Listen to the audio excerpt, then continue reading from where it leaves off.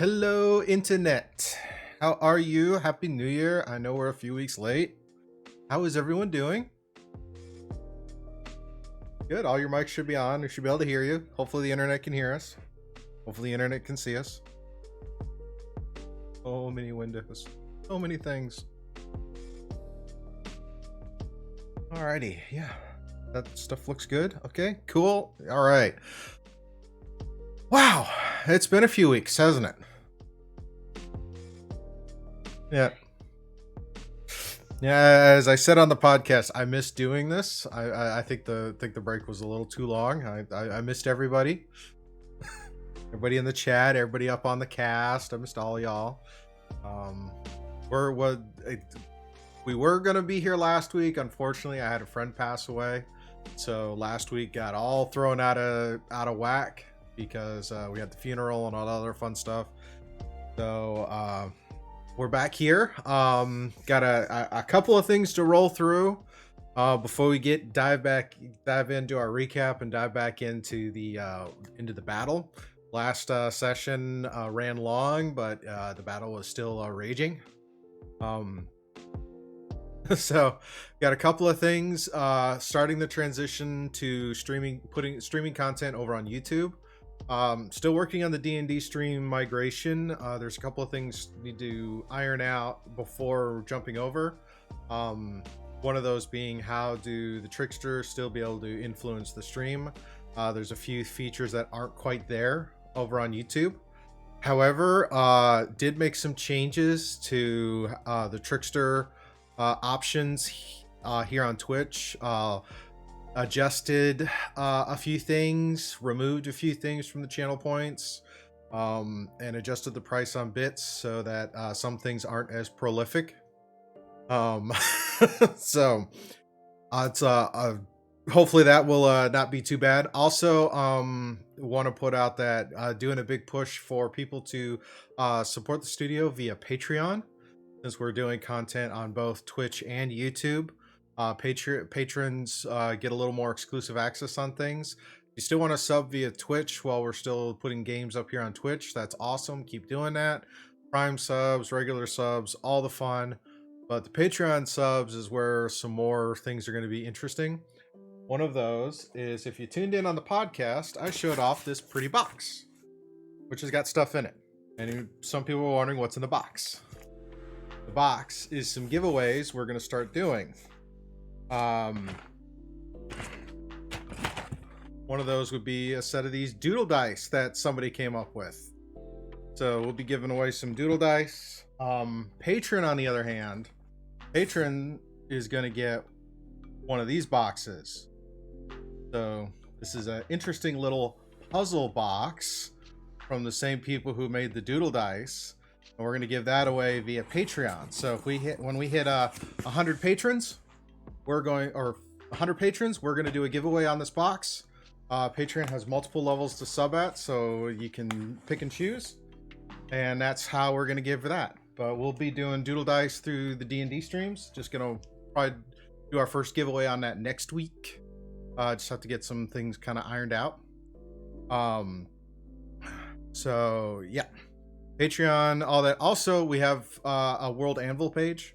So if you're not familiar, World Anvil is a site for tracking games and novels and for story writers. Well, we have one for the world that these D&D games go in. Should be a link, or if you hit bang or exclamation Kofin in the chat, you should get a link to the World Anvil page where you could check out more information about the characters and the world and all those fun things we have there. Curious about our link to Patreon, there is a link in the doobly-doo here on Twitch, or if you do exclamation Patreon, should be able to get something there too. If not, there might be a regular reminder that pops up in the chat. I gotta love the doobly-doos. The doobly-doos are awesome. To be fair, one of the people I consider a mentor when it comes to D&D prep is Matt Colville. And if you have ever watched his Running the Game series, every time he talks about something in the show notes and whatnot, he always calls it the doobly doo, and I just am like, you know what? It's the doobly doo. So I'm just gonna keep doing it because it's fun. It is. It's a great word. I need to get my own copy of Strongholds and Followers for some of this world building. I started reading a novel, collaborative world building, which is one of the recommended books from World Anvil, and it's really interesting as far as that whole collaborative storytelling, because that's what D&D is. So as getting more articles and trying to look at managing how all of that is and having those submissions, it'll be interesting. So yeah, it should be fun. It should be loads of fun. I'm really excited for it. So chat there. Okay, all this activity. Thank you for all these subs and resubs. You guys are awesome and amazing. That's wonderful. Shadow Conclave or whatever they call it. Right. Shadow Watch is back, trying to do all the things.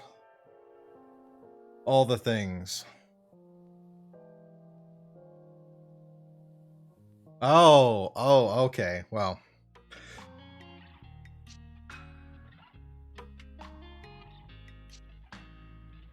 we're back. We're in the thick of it. We'll see what happens. I mean, there are a lot of things tricksters can do to help the party, not just troll the party.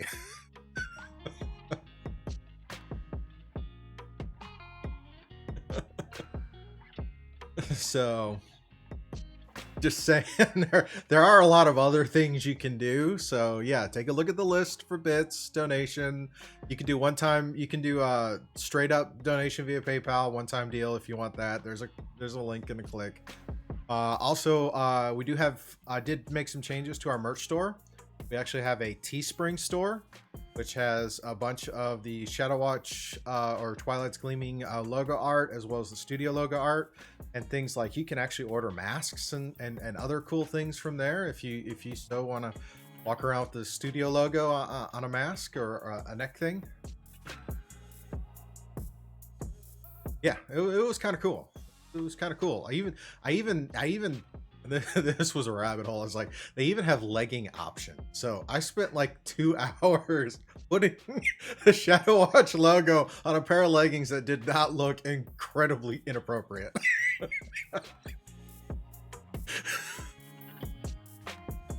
Well, when they give you the pattern, when they give you the pattern to set that up, right? It's like all the fabric cuts. So you could literally take the big whole pattern and put it on where it covers all of it. And then you go over to what it looks like, and you see like some things when the seams come together don't look quite right. So it's like, okay, how do I readjust it?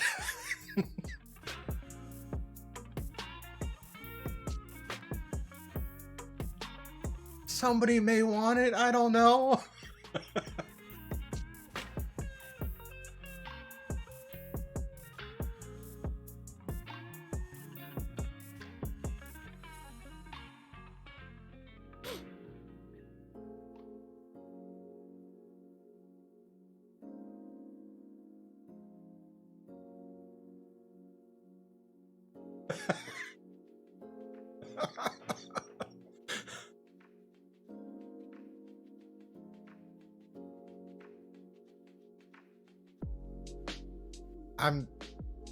It was one of those of all the weird things for a rabbit hole to dive into. It was that, well, this is weird. This is kind of weird, but you know,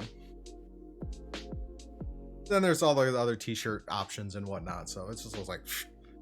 So as we figure out more things we can add to that, but you can still go to the Stream Elements merch shop if you want to get the big giant mouse pads and things like that, which they don't have, like the big 3-foot mouse pads you can get. Yeah, they're great. They're awesome. It's a background I use when I paint minis.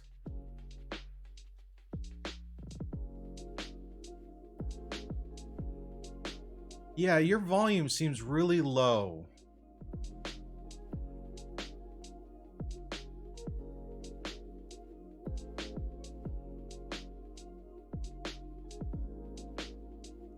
Let me see if I can't.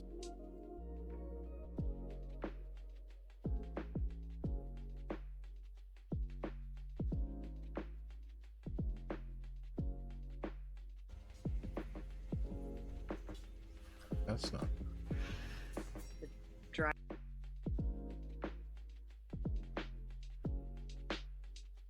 Oh, that's where it is. Okay.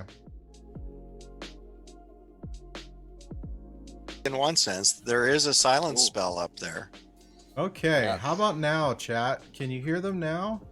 Hello? Hello? Talking and Ow. noise things. Hello? Ow. Can you hear us? I have the thing selected in the wrong spots.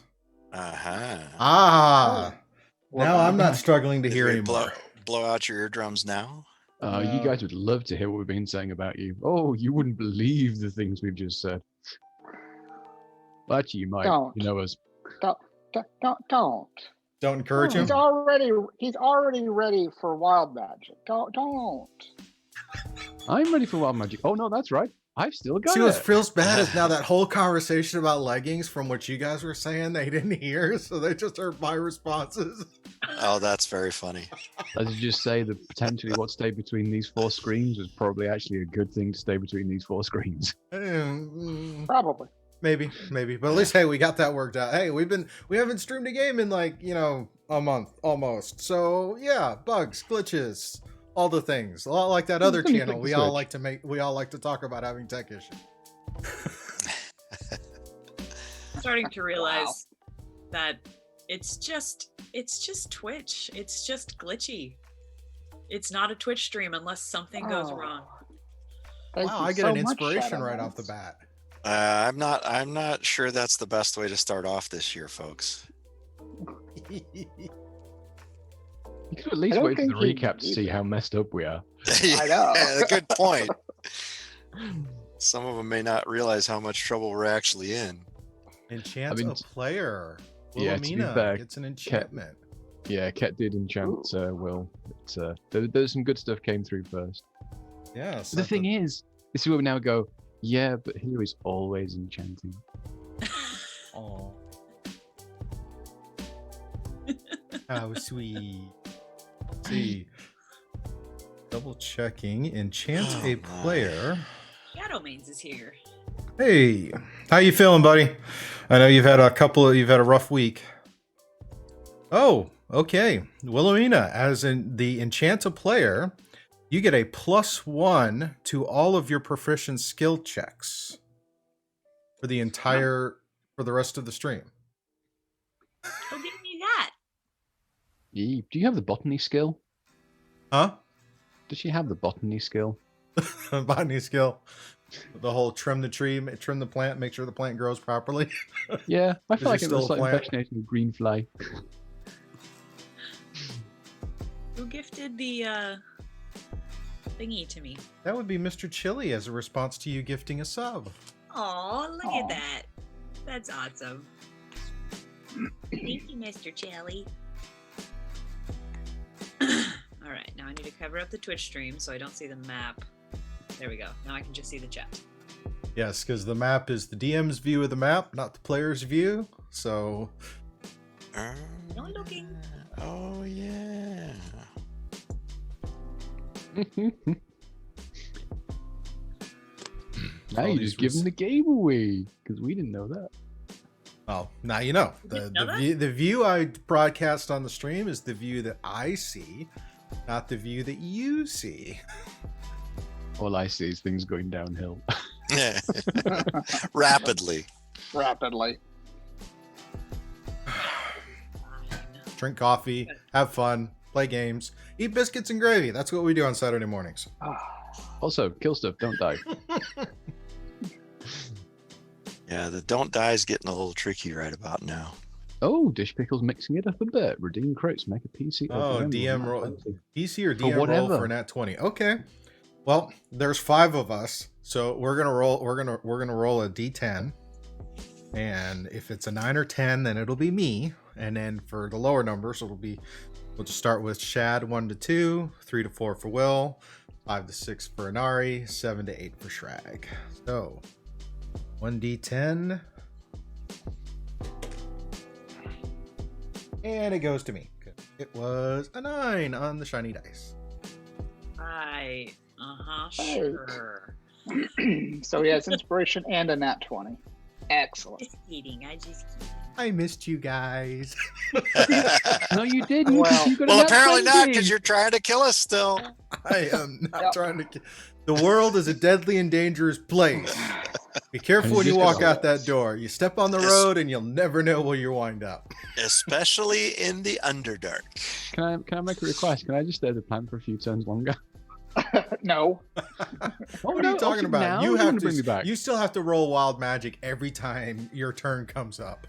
What is it, 3 more? Or 4 more? 4 more. 4 more turns. 4 more rounds. Wow.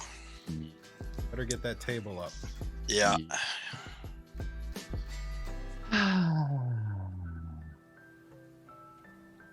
What could go wrong? I Actually, no, feel- that's an answer though. I feel like for the fun of the chat, and I don't really want to say this, but I'm going to.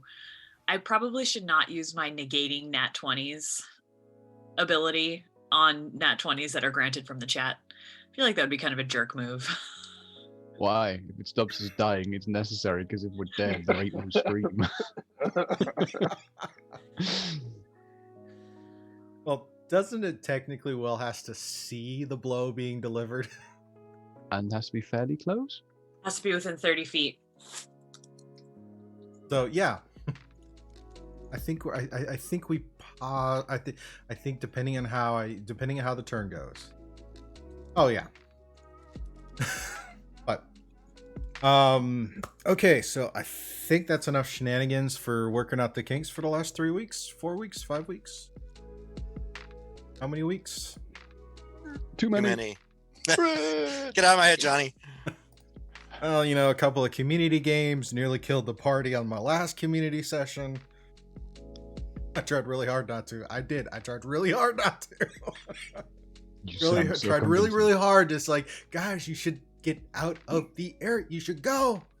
Like, no, we're gonna like hurl an arrow at a giant shark just for funsies. I We love got the heroes. shark in the end. We got the body out. I mean, sorry, the player out. It's fine. Yeah, that was. Ooh. All right, bringing it back in. So when we the party when we last left off, the party was working toward had traveled into the abandoned city of Dualian. Well, I almost want to start calling it Dandelion, but hey, we'll go with that. The abandoned city of Dualian on the behest of a dwarven baron who handles property rights and trade agreements in the on the surface. He contracted the group to search for an old magic item called the Shards of Day. Part of that was they were rumored to reside in this abandoned city, so the parties descended into the Underdark. After first encountering a rather large group garrison of Durgar and dispatching them with only the efficiency that Shadow Watch is known for, they continued down into the city with 3 rescued deep gnomes, Sneblivelin, Not gobs. and traveling to their enclave. The head deep gnome asked the party to offer some aid to their enclave. There was several tunnels to the north that many of his people have been disappearing in, and they figured one of the best ways to make it safer would be to collapse any of the unnecessary tunnels. Several tunnels have been collapsed, and while the party was engaged with some hook horrors and some intellect devourers, upon returning, found that the construction crew had been abducted.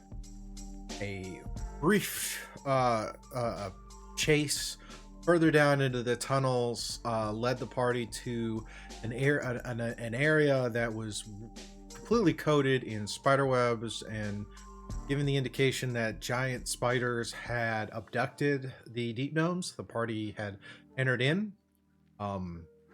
With the nature of the Underdark and the tricksters influencing the weave, some shenanigans ensued, and the party had started to engage. Previous to the fight, they managed to dispatch quite a few giant spiders and a Drider. And as they moved further in, they were being swarmed by some more giant spiders, and had between everyone as there's 3 other Driders that seem to be leading this pack of giant spiders.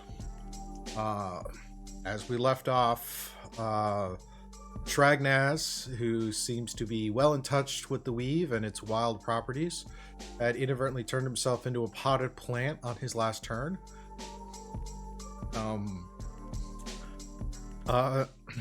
Will, Anari, and Obsidian have found themselves in the outer edges of a fog cloud and a cone of silence from a silence spell. There are still 4 giant spiders to be dealt with. One of the Driders was put pretty close in terms of health, but he has decided to retreat to behind the cover of some magical darkness up in a corner. The giant bear. Who had the giant bear? That was one of... Who summoned the giant bear again? How? Oh, the plant did. Okay, so the plant summoned a giant polar bear to fight in the Underdark. Wannabe druid? Yeah, I think that's what we're seeing here. So let's show off that map and see where this shenanigans was. All the shenanigans, all the crazy. Yeah, we remember this. So we're going to pick up where we left off at the top of the initiative order, which we still have from our last session, utilizing Roll20's map. The music is wrong, so let's fix that. Going from stream beats and those subtle, calm sounds to Syrinscape, and the Drider battle music that is currently in play on Syrinscape. Hopefully that sounds about. Can you refresh my memory? How high are the ceilings in this area? They're about 20 feet, 20 to 25 feet in this area. They're right about that 15 to 20 feet, because it's kind of a dome or an arching kind of ceiling. In the larger chambers, the ceiling is actually is an additional 10, so about 25 to 30 at its peak, and then kind of a doming or sloping as it gets to the edges. Okay. And just to refresh, where all the bodies of the things are is difficult terrain, right? Yes, so where the bodies are, it's difficult terrain. In this area, there are a lot of webbing kind of in there. This is one of those. If you remember, if you ever watched the movie Arachnophobia, the bits where they go into the cellar or the barn where it's just webs everywhere and little bits of bodies strung up in the webs, that's kind of what it is. Granted, the area leading into this got cleaned out due to a random fireball spell. There's you, Dish Pickle. But there's still some other hazards in the environment as well as there's some mold areas. There is the webbing, and there are these large cocoon-like pieces that are kind of strung up at various heights. They're about the size of small to large humanoid or creatures. You're not sure which ones are what, but you know that this is probably where the deep gnomes and maybe some other things have been taken and cocooned up for feeding. So it's kind of being careful because you want to bring back all the people you lost and not lose anymore. You were lucky when the fireball went off. Were able to save one of the deep gnomes who has ducked off into a corner using his racial ability to blend into the stones, so he is completely unseen. But he's still in an area that could be dealt with. I believe the flump. And the flump came from the wild magic. Oh yeah, there's a flump here too. I forgot about there was a flump who was summoned by wild magic, who's just kind of there. He kind of vanishes back to the void. So and we do have several bodies. We do have a giant gas spore that is kind of floating and meandering its way up. We have the various giant spiders. Steve, I forget on the gas spore. I know we did some checks on it, and we recognized the fact that it actually was not a beholder. No, it but looks. Did we? It's one of those things in nature. It's kind of a mimicry. It looks like a beholder, but it is not a beholder. The gnomes felt it was a beholder because at a distance, that's what it looks like. But I can't recall, did our checks actually identify what it was and from our research before coming down to the Underdark? No, your checks indicated that it was looked like to be a plant-based creature, but it's just its general visage makes it look like a beholder. Okay. So I couldn't remember what exactly we had determined about it. No, you don't know specifically what exactly it is as characters. So it's big, it's bulbous, it floats, and it moves really, really slow, like 10 feet per turn. So it's like those flies that look like bees blend in. Yes. Or several ones like butterflies that look like something else, and the whole mimicry thing. Let's look like something dangerous so that we don't get attacked. That's cool. Just a quick question. The little Snevelblin that we moved around, did we actually move up in between the pillars onto the walkway out before he disappeared? No, he ducked into a corner right about he's kind of ducked into a corner. Ah, cool, okay. Over there. Just kind of huddling up in there waiting for you guys to get back because you warned him that at the base of the stairs was a mechanical creature called a corpse collector that you probably didn't want that thing to inadvertently cross paths with. No, I was like, hey, wait here, stay safe. And he was like, okay.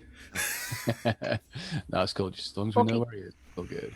I mean, broken up undercommon and all that. It's like the intent was clear. And he's the only one that we have found, right? Correct. You haven't actually you've passed. We haven't had time to look for other.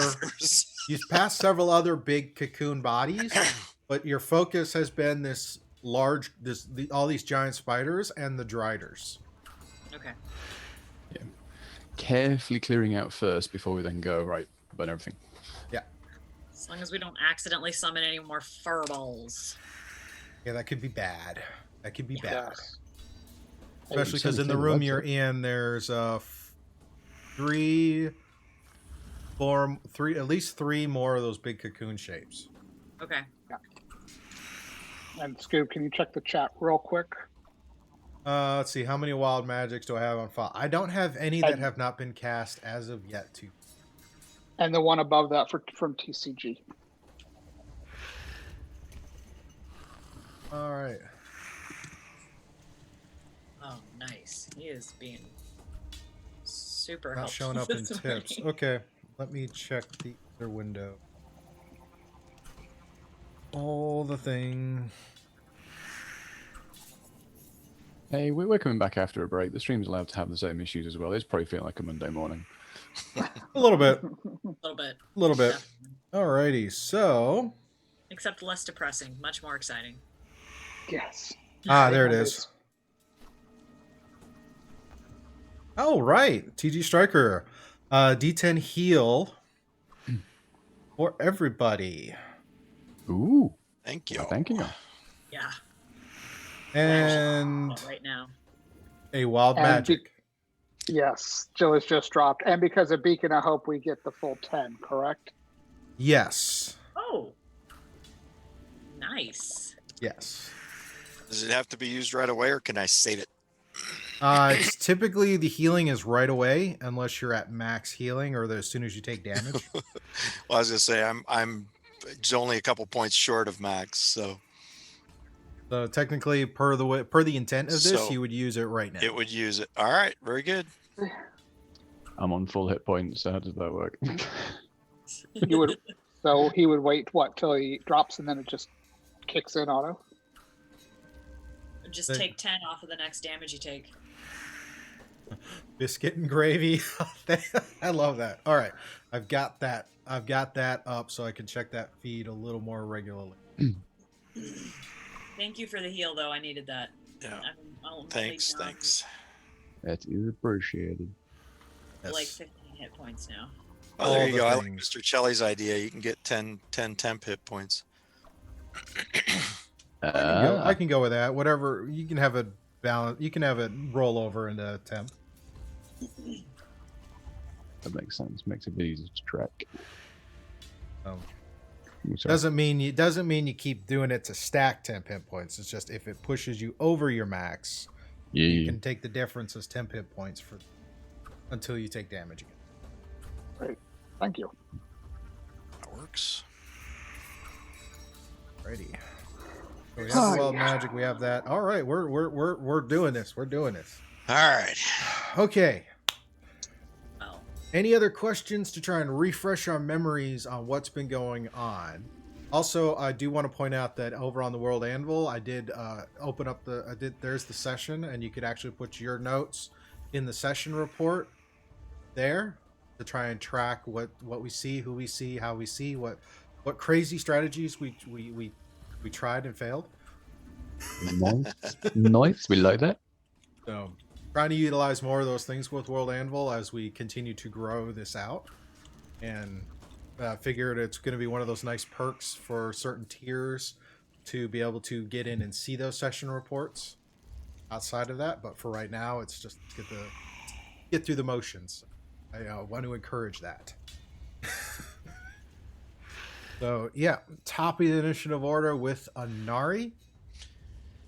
All right. Here we go. Yeah. Had a lot of time to think about this and still don't have a great plan. No, just kidding. Yeah. Basically. So That's not what you told us. I am going to move here. And as my action, I am pulling out my drift globe, and I am I'm using the charge to cast daylight.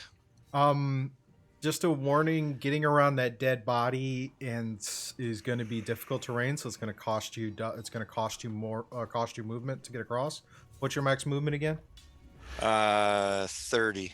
All right, so it'll probably bring you back about 10 feet from that spot. Yeah, right in there is good. You can get partial cover behind those column debris. So it'll Okay. give you a +2 to your AC. All right. Nice.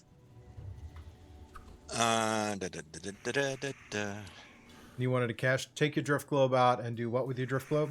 I'm casting the daylight, using the one charge for daylight. Okay. So this is where we had the issues, Steve, that I wanted to address. All right. So Let me pull up the drift globe.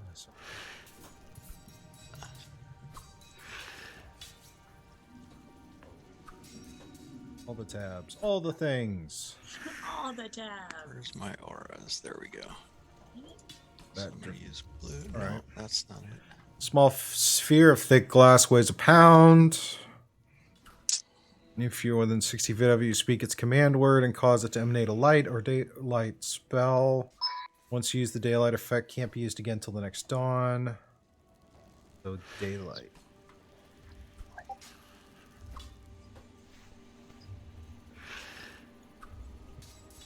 Daylight, a 60-foot radius sphere of light spreads out from the point you choose within range. The sphere is bright light, sheds dim light for an additional 60 feet.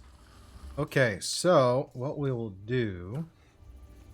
This was what I was telling you. I was trying to check on measurements. I was looking for how I did that aura.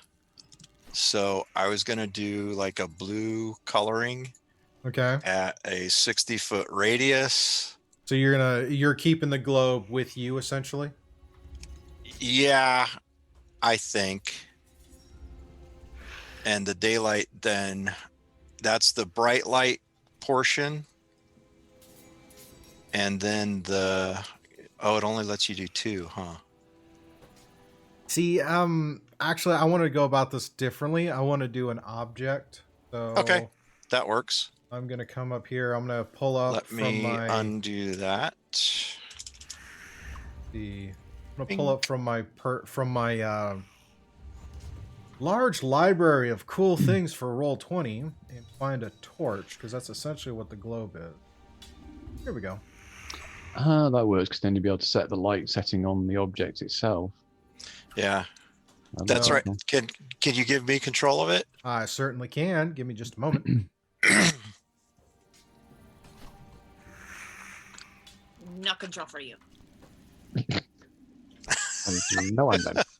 Wow. All right. Good morning, Sorry, I don't know Wilhelmina. where that came from.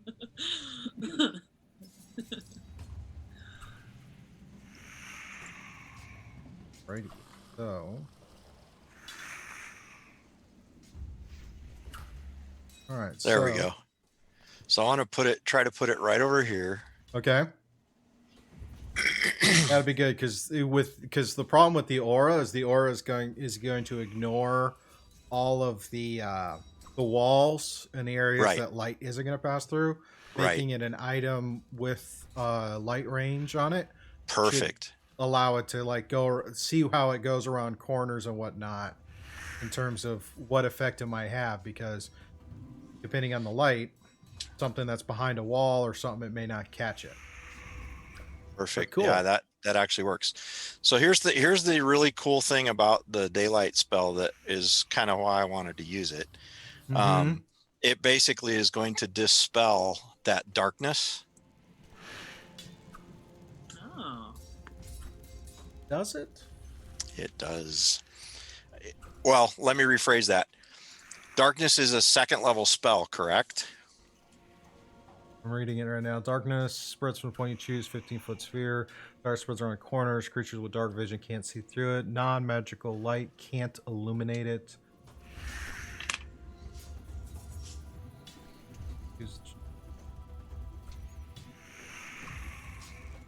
If any of the spell's area overlaps an area of light created by a spell, 2nd level or lower, the spell that created the light is dispelled. So logically, anything over that should dispel it.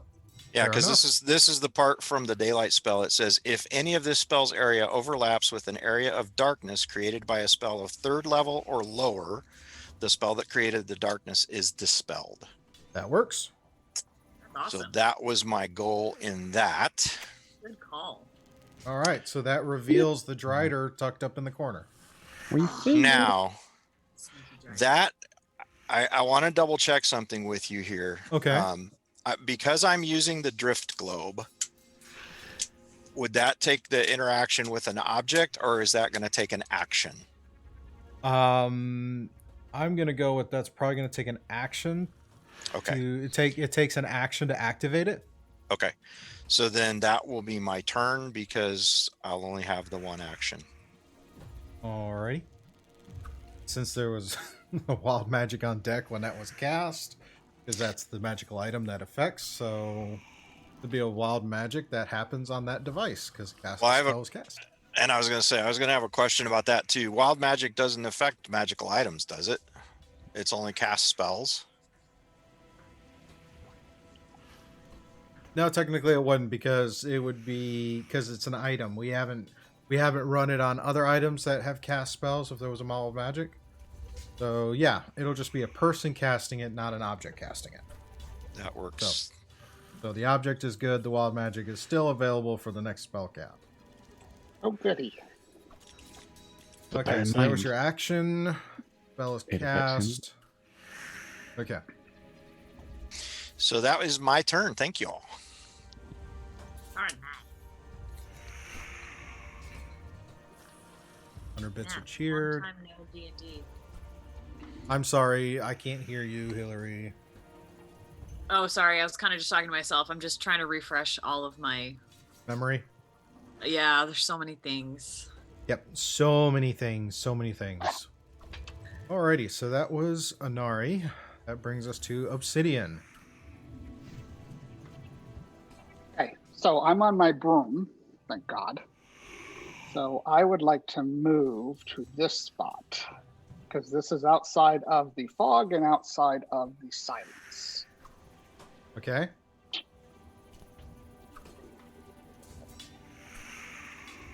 And I'm going to cast Green Flame Blade. Okay. So should I go ahead and roll my wild magic? No, let's roll the attack and then wild magic, and we'll sort out the wild magic after you roll the attack. Okay. So 14 on the die plus, oh God, where's the sword again? 9. So a 23. 23 will hit. Right, and since Will within 5 feet? She's not, is she? No, I'm in the darkness by myself. Or the fog cloud. Yeah, she's in the fog cloud. Little ways. Plus, she's on the ground and the Drider's up in the ceiling. No, she's on her broom. Is she? Refer to my notes. Okay. How high off the ground was she hovering on the broom? That I don't know. All right, so Green Flame Blade. So 6 plus 6 is 12 magical piercing damage. 12 points of damage, okay. And now for anything else on that? Well, I'm considering a offhand attack, but I should probably take care of the wild magic first. Yep, let's sort the wild magic. Go and roll that D100. Oh, Lord. 7 now wouldn't be bad. 29. Oh, there it is. 29? 29. Hey, at least we know it's not a fireball.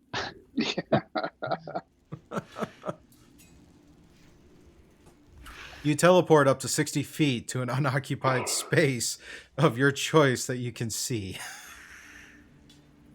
Are you kidding? Nope. But it's my choice, though, right? At least it's your choice. For what I'm reading, you teleport up to 60 feet to an unoccupied space of your choice that you can see. Oh, I could go there. It's actually kind of cool. Can't see anything because of the fog cloud. Huh? Fog cloud obscures vision, so... So literally, it's like here. These are my choices. So I guess I'm going to go. Oh, I need the pointer. Here. Okay.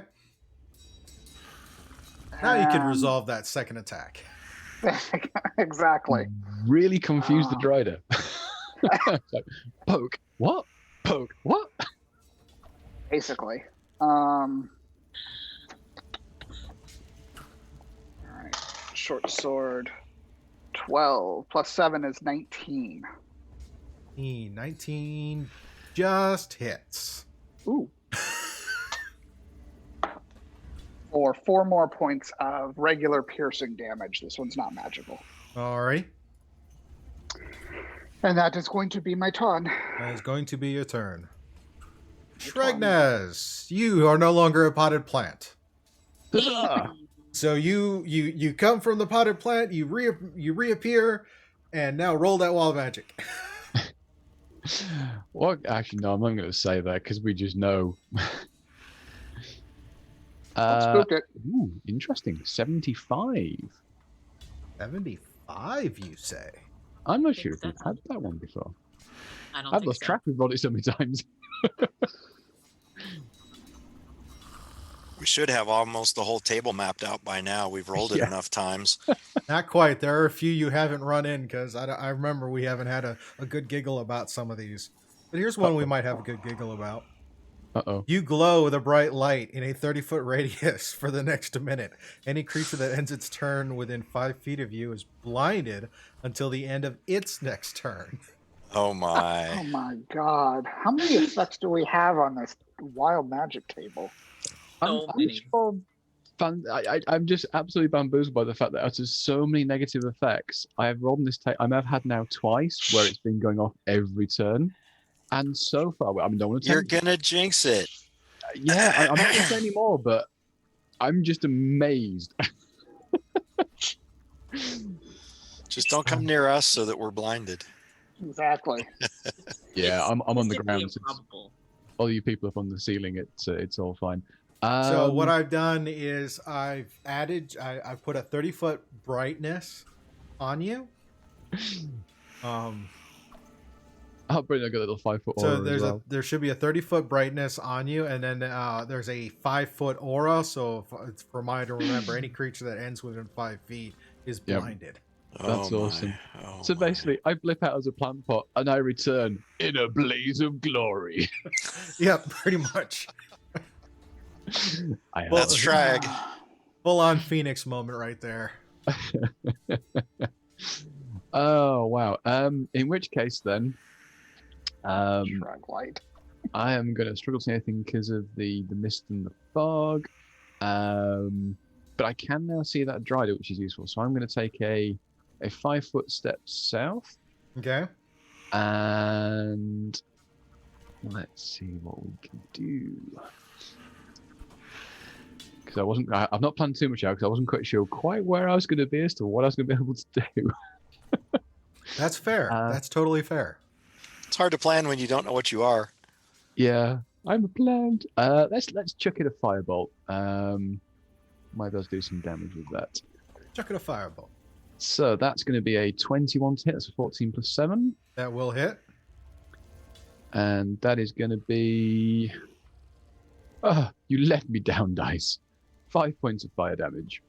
5 points of fire damage. It's not the greatest in the world, but it keeps it ticking. Hey, every hit point counts.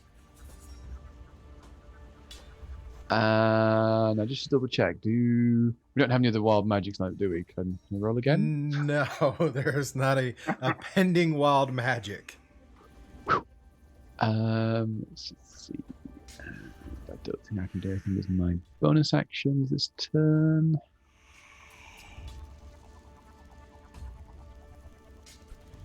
I think what I might do is we're going to get Nat to move though, because she's in the fog at the moment. So Nat's going to move up over here just to keep out of the way a bit.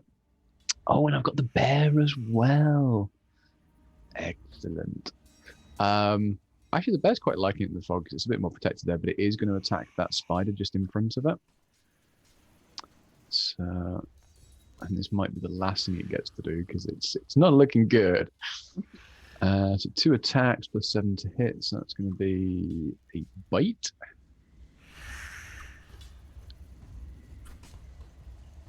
Oh, we had a raid.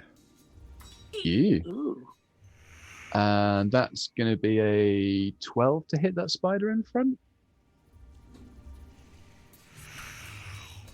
He says, hopefully. No, hold on. Here, who did you attack? This spider here, so it's the one that's sort of... On the ground right there? Yeah. Okay, yeah. And you're attacking him with the bear? Yeah, so this is going for his bite to start with. And what was the to hit? 12.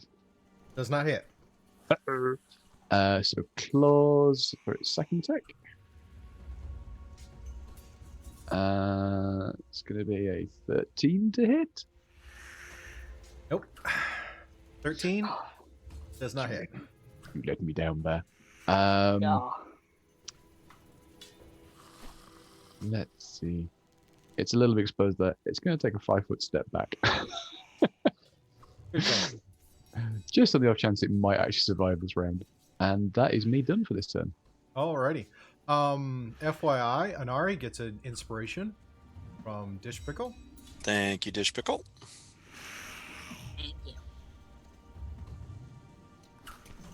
you. All of my windows I used to have vanished over the last month, so yeah.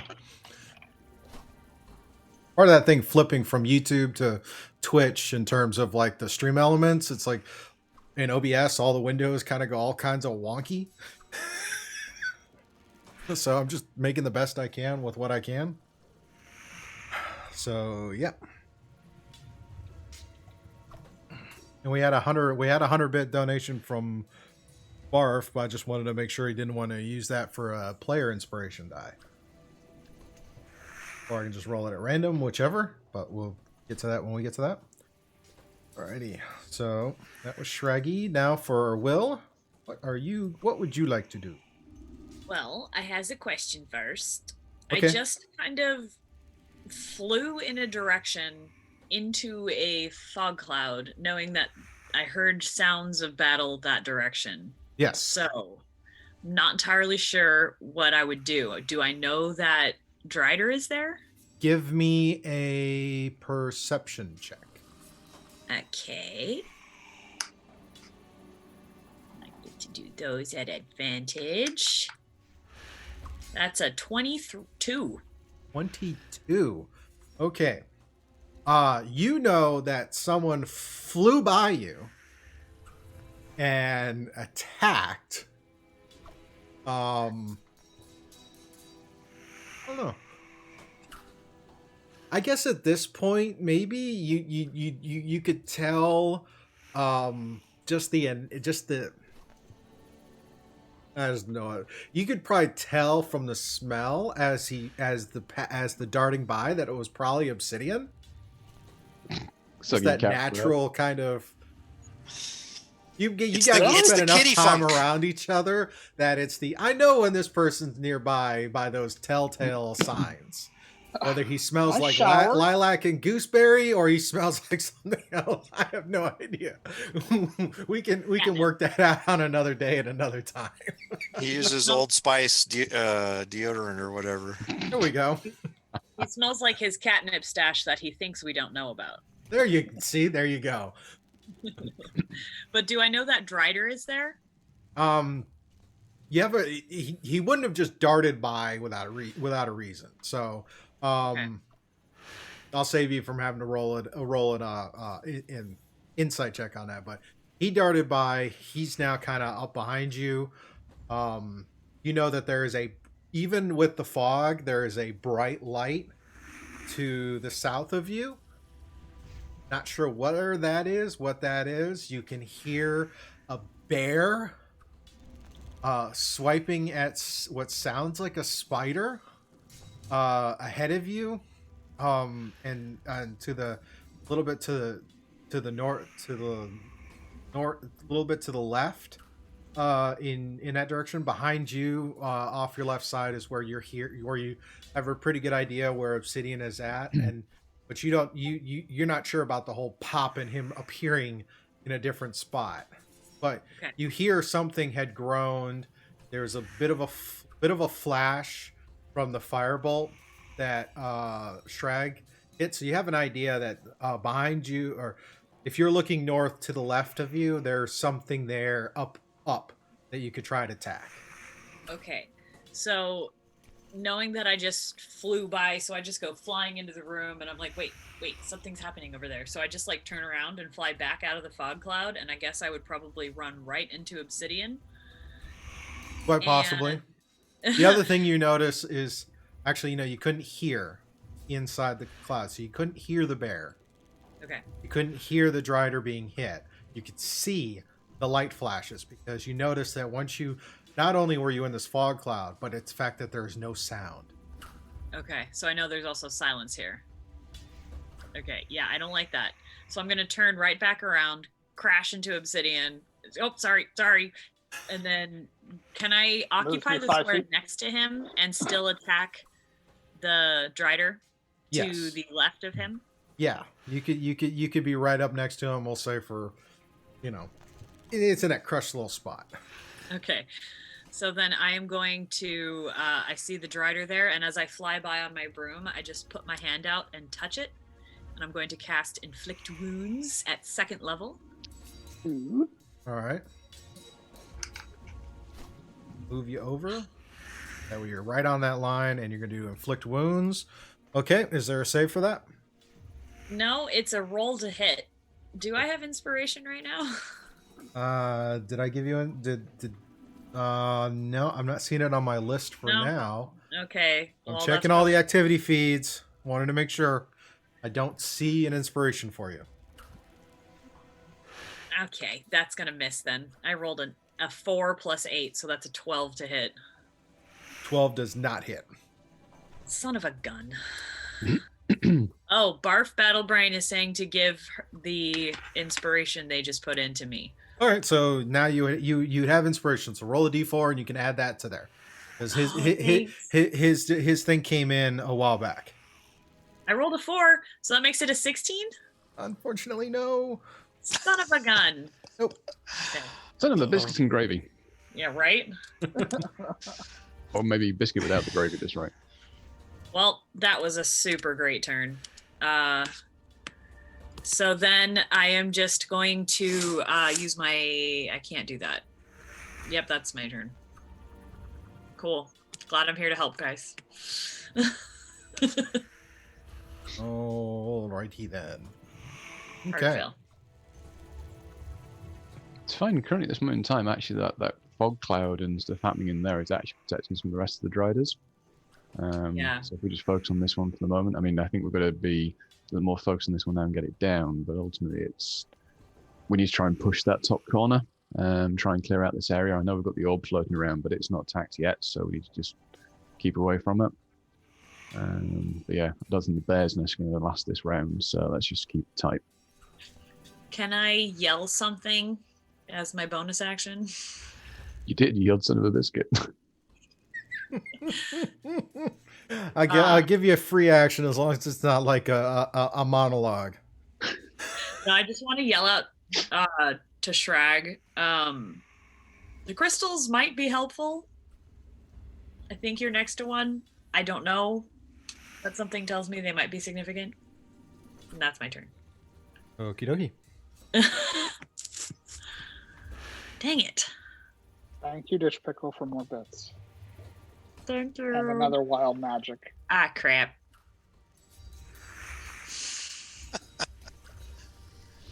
Yes, but it is the DM's turn.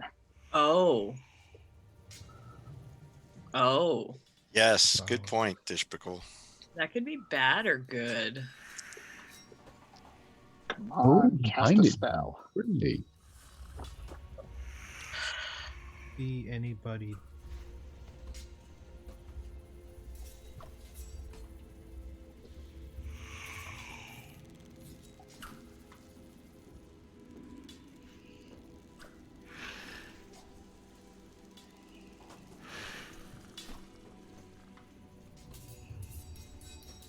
Have him crawl across and move over to there.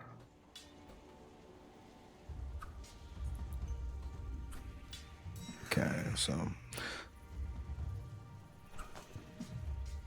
Somebody points out in chat, actually, Tam on the other chat, it's like her curse was the son of a legless Drider. Do you know, I would laugh so hard if we actually found the legless Drider in the Underdark. That's fair. We can always create one. Yes. Chop off its legs. Pretty sure we left a whole pile of legless Driders up at the entrance. Oh, and Played Introvert has just given inspiration for Will again. Oh, thank you. Cool. You guys are the best. Okay, so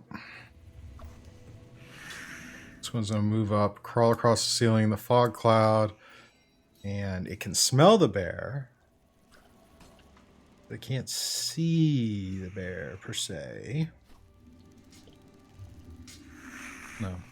Web sense because of the webbing, possibly. Yep. So, yeah, he's gonna go with his web, which would be he's gonna attack with the web, which I have a nat 20 to use, so I will use that right off the bat so that it's taken care of. So it's a nat 20, it's 25 to hit on the bear. Is this a web as in tying it up, or a web as in doing damage? Web as in targets restrained, do a strength check. Okay, because I'd say it's got 1 hit point less. If it does any damage, it's gone. But if it is a web tied up kind of spell, then Yeah. DC 12 strength check. Cool. Okay, so he has a strength of 20, which is +5. And that is, of all the times to give me that, seriously? Nat 20. Oh, All right, the bear is not restrained. great use of your nat 20 there. Don't tell me, tell D&D Tell Beyond. the digital dice roll. That's You yada. okay. It's next Quick spider. question. The Drider who took damage, were they concentrating on anything? What, concerning darkness spell is now gone?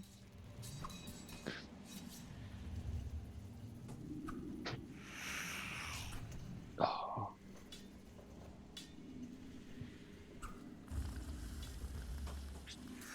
These are notes I wouldn't have had. Yeah.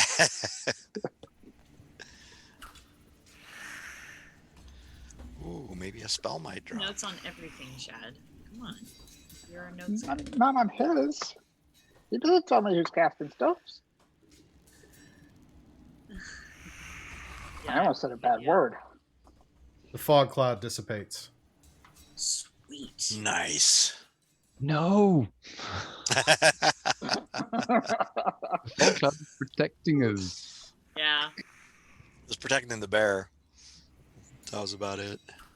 Yeah, but now Now the Obsidian other and driver Learn. can see us. Yeah.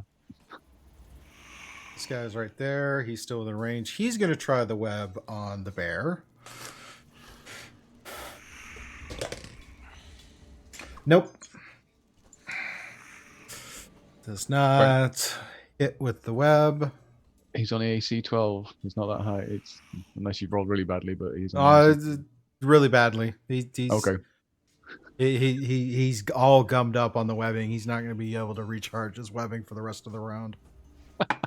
That is. Need to put a little marker on that. Oh yeah, we'll put that. Now remind me, he cannot recharge his webbing for the rest of this battle. Ooh. All right, this one.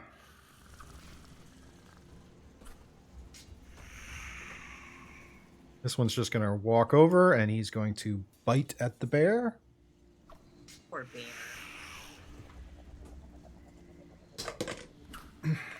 That is an 18 to hit. Yep, he's gone. All right, so he only had the 1 hit point left. Yeah. He'd taken quite a bit last time. So yeah, just average damage, he'd be out. Yeah. Yeah, it's why I chosen. He was the best to hit and multiple attack, but he was worse on the AC. All right, so that one's down. This one going to see. Can he do it? Yep. It's going to move over to Inari. And is going to attempt to attack Inari.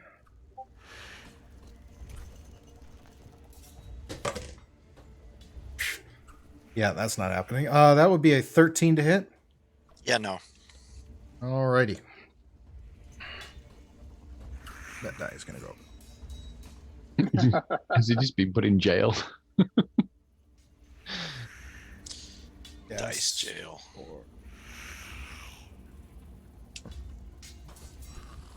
Espar is just going to float another 10 feet this way.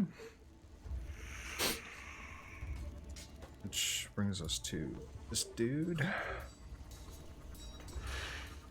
See them.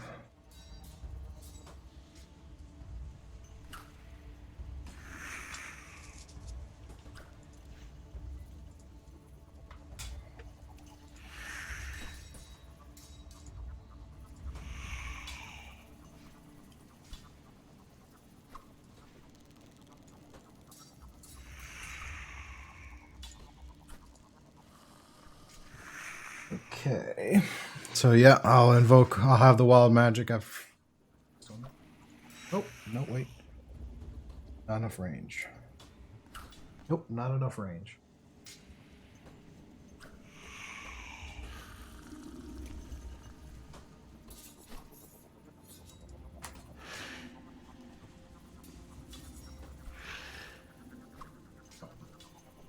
Enough range for that.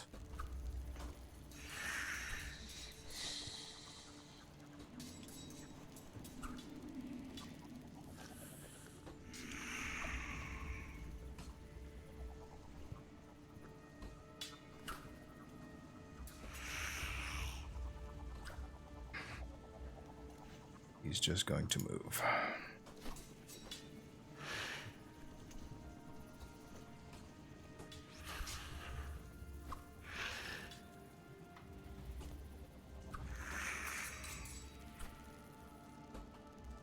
Okay. Brings us to him. He is going to attack. Because, you know, he's got these two people floating right next to him. Because he can. Let's see.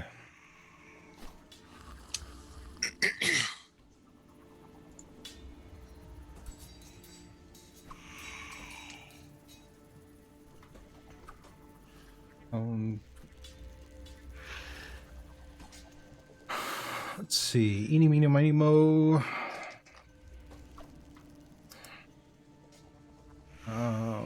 Obsidian, even or odd? Odd. All right. Will gets the multi-attack. Okay. Sorry, Will. I'm all right. Alrighty. So 2 attacks. Do. Alrighty. One is going to be a 24 to hit, and the other one is going to be a miss. The 24 hits. 24 hits. Even if I used shield. Which I didn't. That is going to be for...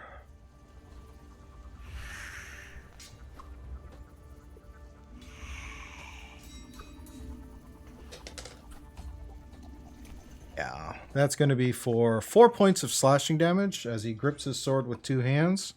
As he comes around for the second one, he actually drops the sword because he rolled a nat 1. Oh no. Oops. So, Awesome. and that brings us to the top of the order with Inari. There's no fog cloud. Trying to think, what was the blue circle for? Was that That's It's silence. the silence. silence? Cool. Silence spell. This Drider in the corner is the one that I had previously marked for Hunter's Mark. Yes. Then I am going to engage with longbow from Okay. my position. I have a 26 and a 17 to hit. 26 will, 17 won't. Okay. So that means I need to readjust my damage. So that was that. So it's going to do 20 points of piercing, magical piercing damage. And that kills it. All right. Whack. So I got 1 hit, 1 miss. Falls down onto the ground and is bleeding out. That's excellent. So how many rounds has it been? Oh, this is for an hour, so I can move it. I am going to move my Hunter's Mark then now to this Drider. Okay. That will be my bonus action. And then that will end my turn. Actually, do I want to make a move? I haven't moved yet.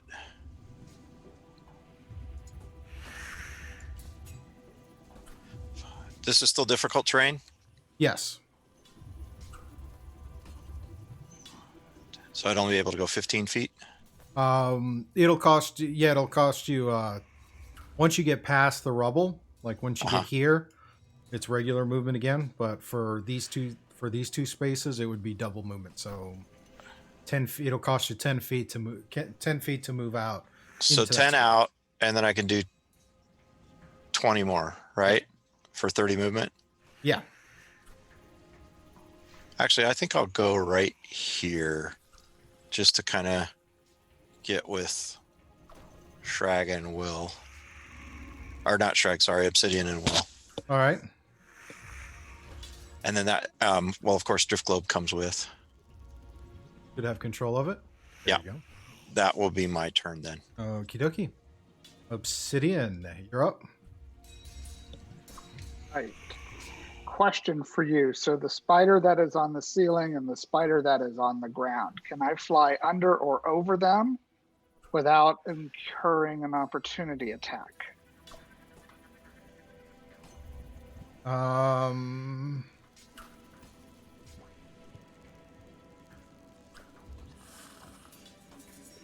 Possible. I would say probably an acrobatics as you're flying on the broom to avoid the opportunity attack. Okay. For spider. So which spider are you Because I- attempting? Which spider are Well, you I'm not attempting to fly under, and which one are you attempting to fly over? Or I'm not sure yet. So I remember there was a Drider up in this corner from when I was down here before fog was cast. yes, And so that's kind of, I want to basically go up into this area. So to get to here, I would want to basically be flying over this guy. okay. And I can't tell if he's on the ground or above. He's on the ground. They're both on the ground? No, What about this guy? if you got the little web icon in the corner, then it's aloft. I can't see it. It's Oh, this his- one. his- This one's in the on the ceiling on the wall. This one's on the That ground. one's on the ground. This one's on the Okay. ceiling on the wall. This one is on the ground So because he 5, attacked an Ari. 10, 15. And then 5, 10, 15, 20, 25, 30. So this is where I would want to go. And I would want to fly under this spider. All right, go ahead and roll that. Roll acrobatics to avoid the Acrobatics. opportunity attack. 23. All right, that would do it. Okay. So cast Green Flame Blade. Okay. I guess there's a wild magic, isn't there? Yeah, none of my guys were in a position to cast a spell. All right. So cast Green Flame Blade. That's 26 to hit. That will hit. 8 and a 6 gives me 4 plus 4 plus 6, so 14 magical piercing. All right.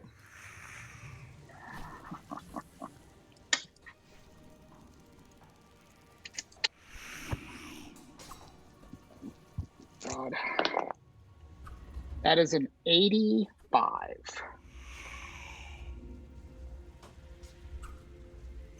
You cast Mirror Image. Hey, Hey, that's actually really helpful. I brought friends. They look just like you. Alrighty. It's gonna freak me the. Well, I can't say that. It's gonna freak me out. Yep. Oh look, Shad's time playing no beside himself again. And then I'm going to use my bonus action attack, and that's not going to hit because that's going to be a 12.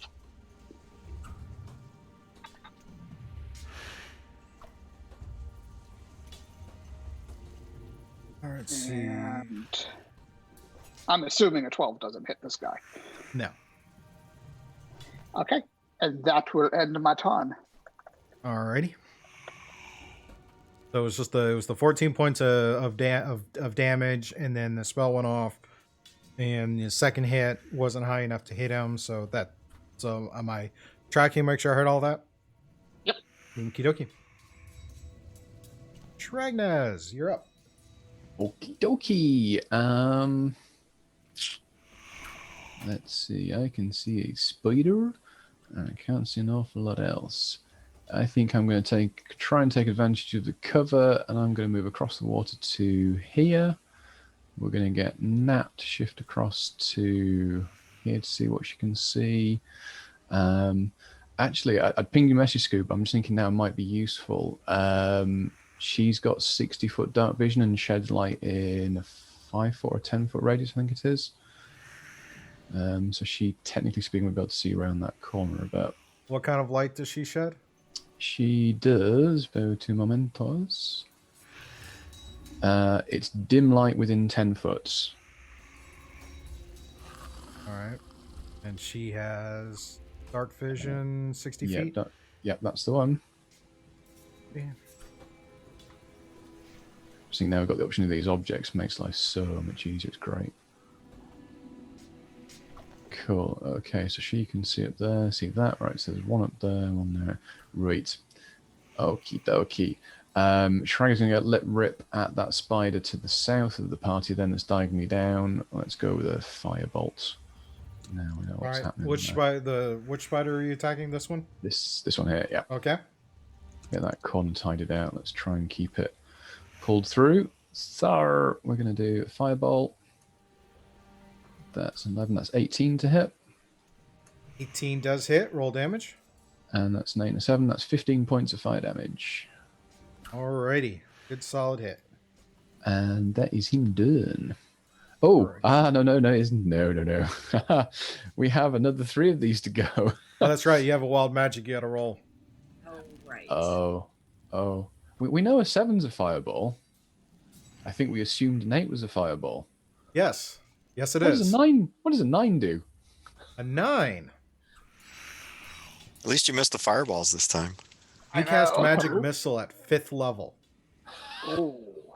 At who? So does Nat he not only hit? casts the firebolt, but she also casts the magic missile at the same target at 5th level. Well, that's nice. I'm sorry, Dish Pickle. I don't want to jinx it, but I like your wild magics. Oh no, you were flirting really close with that 8 there. Okay, right. So 5th level would boost it. Oh my word, that's going to be Like first off, that'll be +1, 84? +2, +3, +4. Uh-huh. Is that 74? Yeah. Yeah. Okay. D4 per missile. Adding 7 points of damage. Boom. Okay, well that's rolled a 16. 23 points of magic missile damage. And that kills the spider. That is amazing. Because it only had 11 hit points left. You almost could have one-shotted it with the missile. Am I still glowing as well? Because I don't want to draw any more attention to myself. Oh yeah, you're still glowing. Yay. We'll sitting there, look, half in the silence, half out, just kind of seeing you, and it's like, oh wow, all these bright lights. Will, you're up. Okay. Wow. That was a lot. Okay. So since I'm still halfway out of the silent circle, I am going to cast a spell. I take out a little, well, actually pretty good sized ruby. And light kind of moves up both of my fingers and into the ruby, and the whole ruby starts to glow. And every creature within 30 feet of me, or the bad creatures that I can see within 30 feet of me, must succeed on a wisdom saving throw, or they will be charmed by my gem. I'm casting Incite Greed. All right, say that. Say that at one. You cast her. You pulled out a ruby. You cast that. Casting Greed. Who are you casting that on? Every enemy within 30 feet of me has to make a wisdom saving throw. DC 16.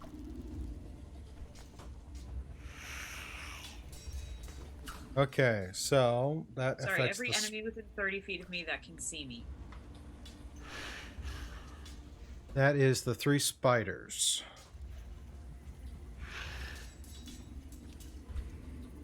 Wisdom save. Yes, please. That's it. Fails it. Makes it. So only one failed? One failed.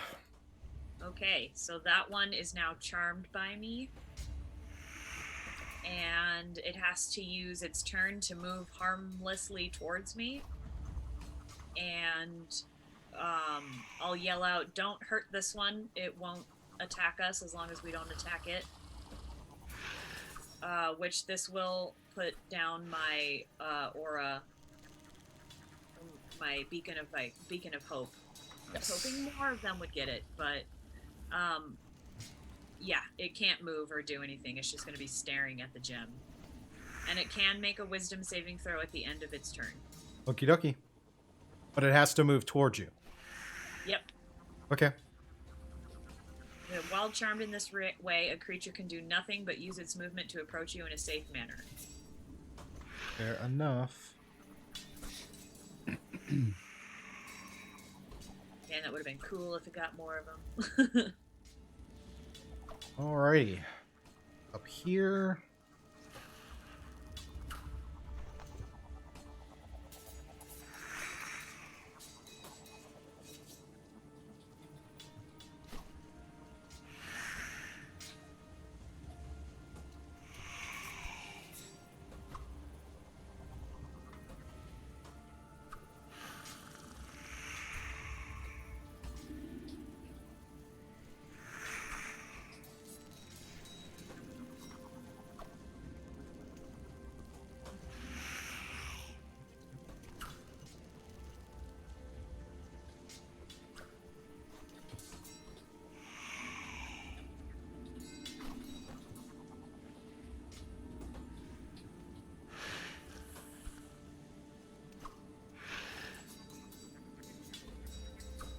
Alrighty, so he is going to cast a spell on himself.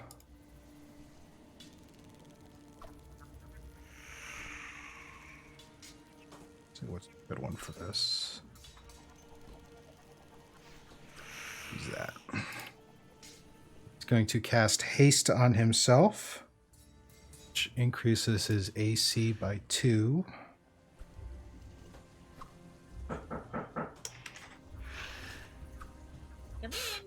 And as his additional one, he's going to disengage. Going to move.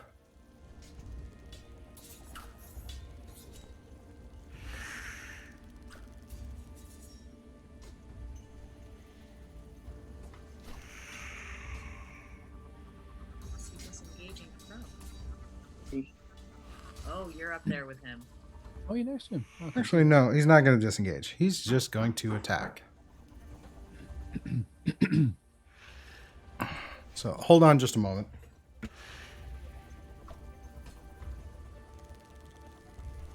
Oh, wow. There's a whole nother room up here. Yeah. There's a whole lot going on in this map. Yeah, and that's relayed to Shrag what she can see. Because obviously the nice thing about the summon book is the fact that she can transfer without an action. So I can see that room as well, and it's like, oh no. Oh no. All I Sorry can about see here is that. some Turns crystal- out my son forgot his key when he left yesterday. Oh. So what was I doing? Oh yeah, I was going to do the attacking thing. You're going to attack me. Killing party. All right, cast haste on himself, so now he's going to do his attack.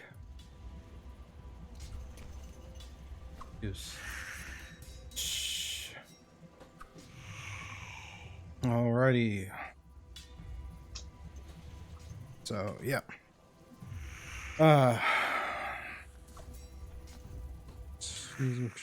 Until the spell ends, targets doubled. There we go. Double speed. All right, so he took his action to cast haste on himself, so now he's going to do his attacks. So he's still going to get his 3 attacks on Obsidian.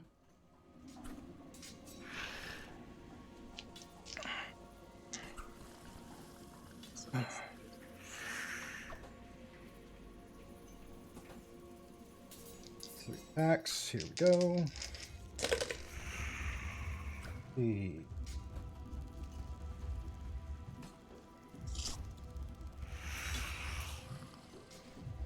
18 and 21 and 21. Also, don't forget there's mirror image on. Yes. So those attacks may not necessarily attack me. So yes, with the mirror image,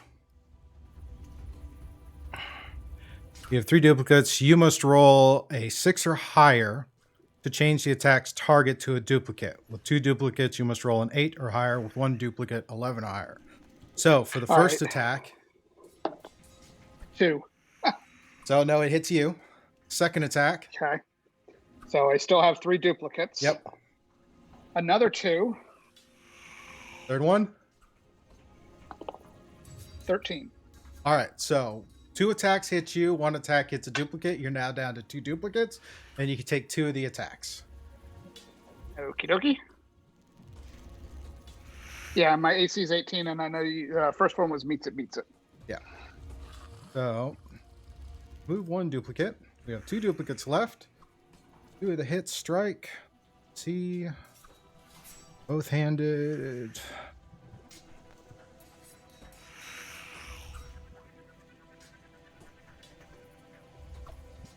Here we go.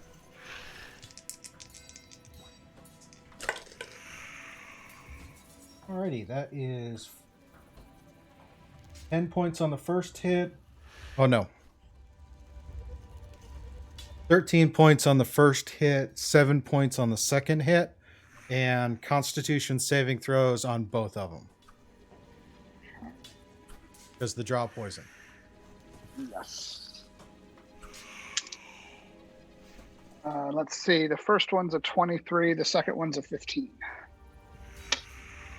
Double check on the 15 for the poison.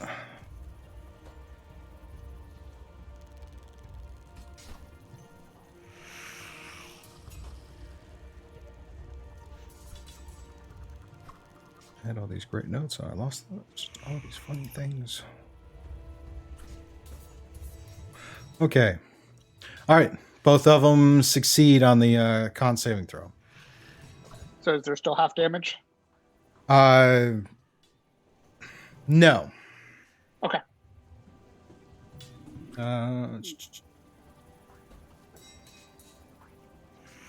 Yeah. Poison super.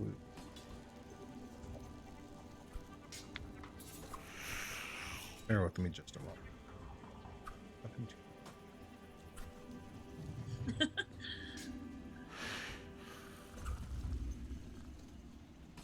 That's not the right. All right, just roll with it for right now. Oh, I know what I can do. Up.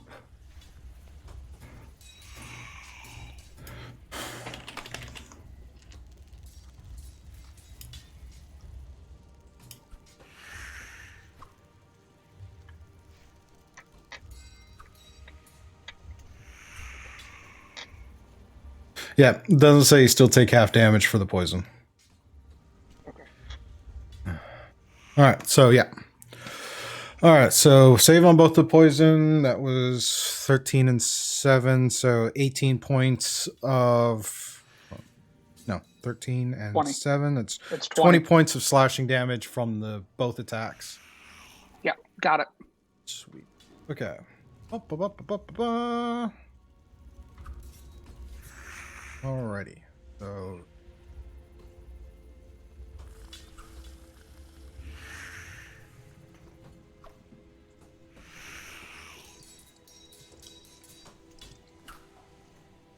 okay, so he's good for that.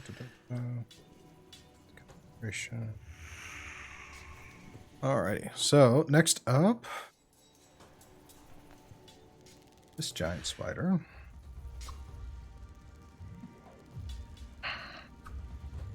This is web recharge. It doesn't. He moves over and drops down to attack Anari.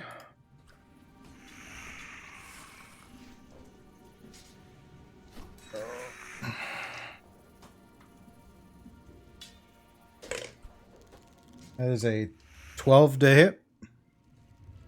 That will miss. Alrighty. That's his turn. Not recharge. He's going to move over and attack Obsidian from behind.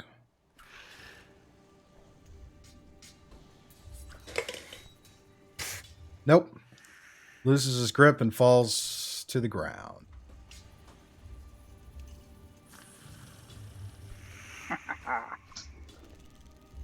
Lands on top of you and squishes you. I'm on a broom. Hey, it's all good.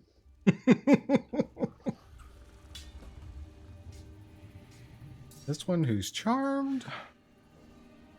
Going to make his way. I can't move that way. So.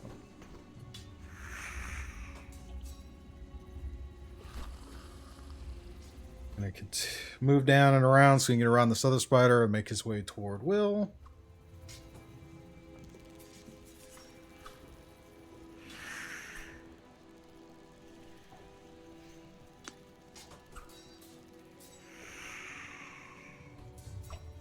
Alrighty, that's all he does, so he's going to do his wisdom save. Continues to be charmed. Sweet. Dead, so we'll take him out of the order. Okay. Dude, he's going to move that way. Okie dokie. Up. Him.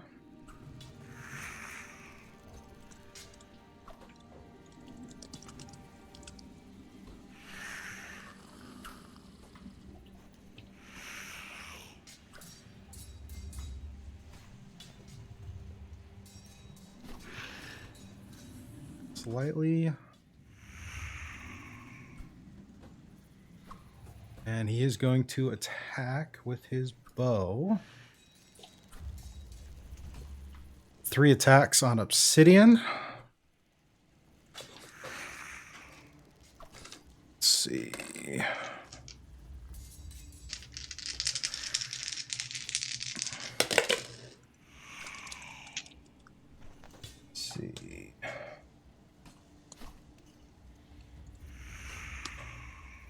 Alrighty. So, first attack is a 24 to hit. Go and roll your d20. You have to get a 8 or higher for it to hit a duplicate. 5. Nope, that one will go through. Second attack is a 19. 18. That one will hit a duplicate. Third attack is a 15. Which I do not believe hits. That will miss me. I have an 18, but it could potentially take out a duplicate. So should I roll to see if it attacked the duplicate? What's your dexterity modifier? 4. Yeah, it would hit a duplicate. Go ahead and roll your d20 and let me know if it's an 8 or higher. Well, there's only one left, so it needs to be an 11 or higher, correct? Oh, okay. Yeah, that's right. And it was an 11, but I just wanted to make sure that was right. Yeah. Okay. Wow. So one bow hit through, huh? One bow hit through. Did the third one hit the duplicate? No, it missed. Okay, missed completely. Awesome. So targeted me. Okay. All right. So the one hit goes through. That is. Oh, wait a minute. I'm sorry. I rolled an 11, which means it would have hit the duplicate. Yes. Okay. So that last duplicate is out. So now you're all by your lonesome. The one attack with the bow.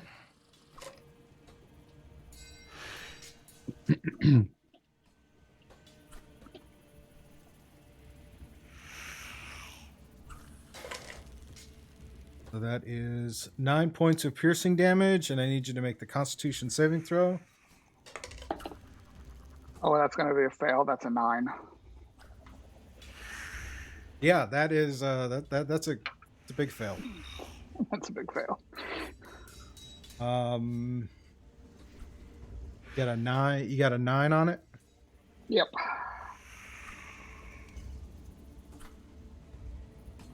Okay, no, it wasn't 5 or more.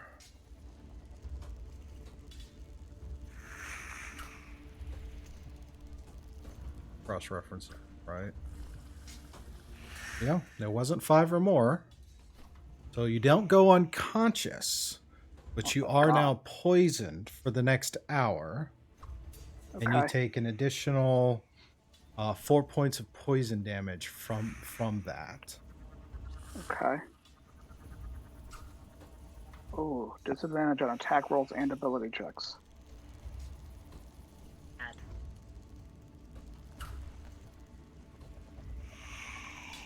That comes his turn. Death. Alrighty. Brings us back to Anari.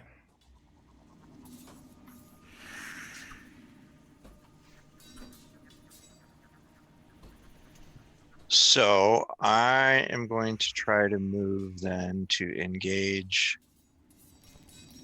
my new marked target. So here, so that's 5, 10, 15, 20, 25, 30. Well, remember, this area is difficult terrain, so it's going to cost you movement to get around it. 10, it's going to cost me 10. Each square will cost you 10, so it'll cost you 20 to move through it directly, or if you try to go around it. So 5, 10, 15, 25. So I could only get to there. Going around the corner and that way, yeah, and you would technically get an opportunity attack from the spider right there. Yeah, that's fine. That opportunity attack is going to be a 22 to hit. That will hit. Alrighty. That is going to be 5 points of piercing damage, and I need you to make a con saving throw. Con saving throw is a 14. All right, that makes the save. So you'll take half damage for the poison. Question. Answer. Oh, never mind. It's advantage, but I still pass, so it doesn't matter. 13 halved is 6 points of poison damage. Okay. And poison for 1 hour. But I made the save, so I'm not poisoned, right? No, you take the damage, but you don't have the effect. So yeah, you're not poisoned. You don't have the poisoned condition, but you still take. But I am taking the 6 point damage. of poison Right. damage. Okay, just making sure. Yeah. Okay. So then after movement, I'm going to attack this guy right here that has my hunter's mark on. Okay. And I am going to take advantage of the wonderful scorching ray circlet of blasting that the tricksters gave me. Okay. And I am going to fire 3 bolts. Okay. Ooh. And I rolled a 19 plus the 4 is going to give it a 23. The nat 20 should give it a 24. And nat 1 will give it a 0. Or give All it right. a 5. So but those two hit. two hit. Okay. And then I have a question about the hunter's mark, because it says that I do additional damage to my marked target. But it says whenever you hit with a weapon attack, would the circlet of blasting be considered a weapon attack? Yes. Okay. So then I'm going to do an additional 1d6 per. So that's 4 for that one. And that is 6 for that one. Okay, so tallying all that up, that is going to be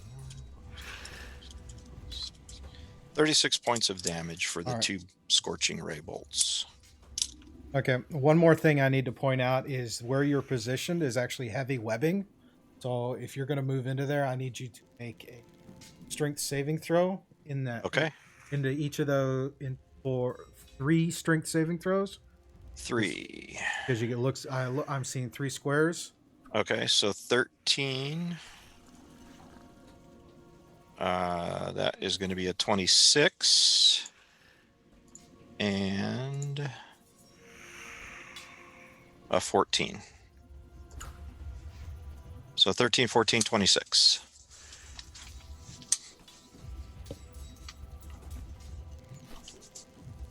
All right. So, yeah. That is good.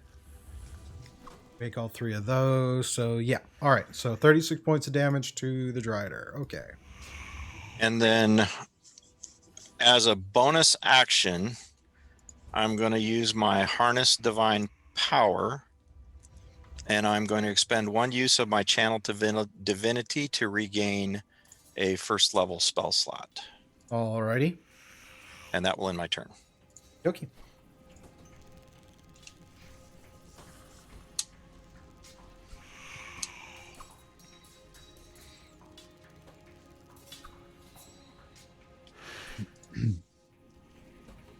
All right. So, next up is Obsidian. Yeah, so since I have disadvantage on attack rolls, got a question for you, Mr. DM. Okay. If I use my steady aim to get advantage on my attack roll, that would give me a straight roll, correct? Correct. But that would also mean, though, because I don't truly have advantage, I would not be able to apply my sneak attack if I went for the Drider. Correct. Okay, well. So that's what I'm going to do. I'm going to cast Green Flame Blade Okay. on the Drider. Also, Obsidian, you've got an inspiration from Bath Battlebrain. Thank you, Bath. Oh, thank you. Yeah, I see it. Wow. So far, that's a 24. So I've done the attack roll, so I don't need it there. And 9 and 6 is 15 magical piercing. All right. And then as a bonus action, which one does more? 1d4 plus 2 versus Potion of Healing. I think it's the healing potion.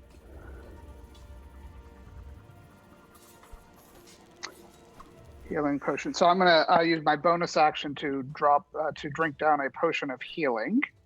Okay. And actually, I'm going to do a greater potion of healing since I've got Okay. one.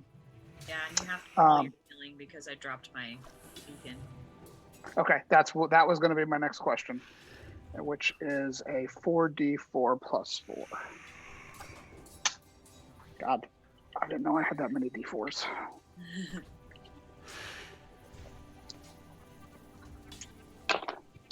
4, 7, 9, 11 plus 4 is 15 points of healing. And that will end my turn.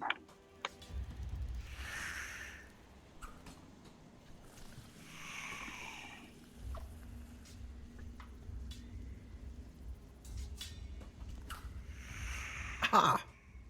There it is. Ruh-roh. What's he found? Oh. Yeah, I'm a little worried with that reaction.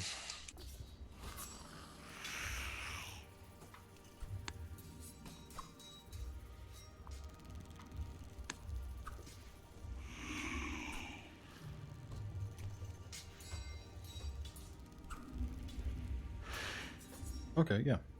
Okay. Keeping us in suspense. I know. Oh, it's exciting, isn't it? It is very exciting. Very exciting. Scared. But apparently my note is off. What a shame. Hypnotory, that's not even funny. What? Yeah, don't even know. You Don't just even looked up this. Okay. That's I won't not say it. funny at all. Zip, Shh. Oh, that's not. Yep. Zip. Not even joking. We've got wild magics flying around. Goodness knows what will happen. Yeah. Okay. So, what was the second attack? You used your bonus action to down a healing potion, right? Correct. I took 15 greater healing potion. I took 15 points of healing. Okay. So done with your turn, right? DM, can I ask a quick question Sure. that I should have asked a very long time ago? Yes. Are drow not sensitive to sunlight? They are. Does the daylight spell create that type of sunlight? Oh, good question. Does it not count? Because I think it counts as daylight for vampires, does it not? Yeah, I mean that's. I should have asked that a long, long time ago. Yeah, bad boy.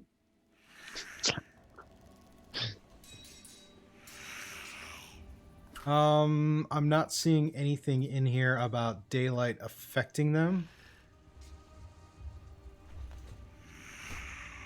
Here we go. Okay, yeah. Disadvantage on attack rolls and perception checks that rely on sight. Cool. That's So, good.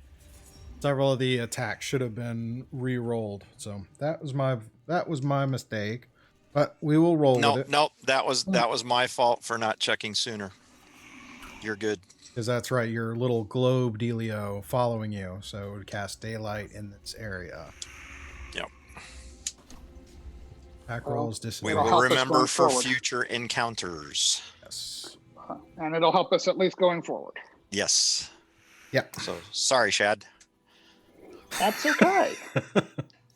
All right, so that completes Obsidian's turn. Moving on to Shragnaz. Go and roll your wild magic, because I think this is the last one. This is the third one we've done this session, so one more after this. Yeah, one more after this. Yep. Yibbity yibbity yibbity. Ooh, 25.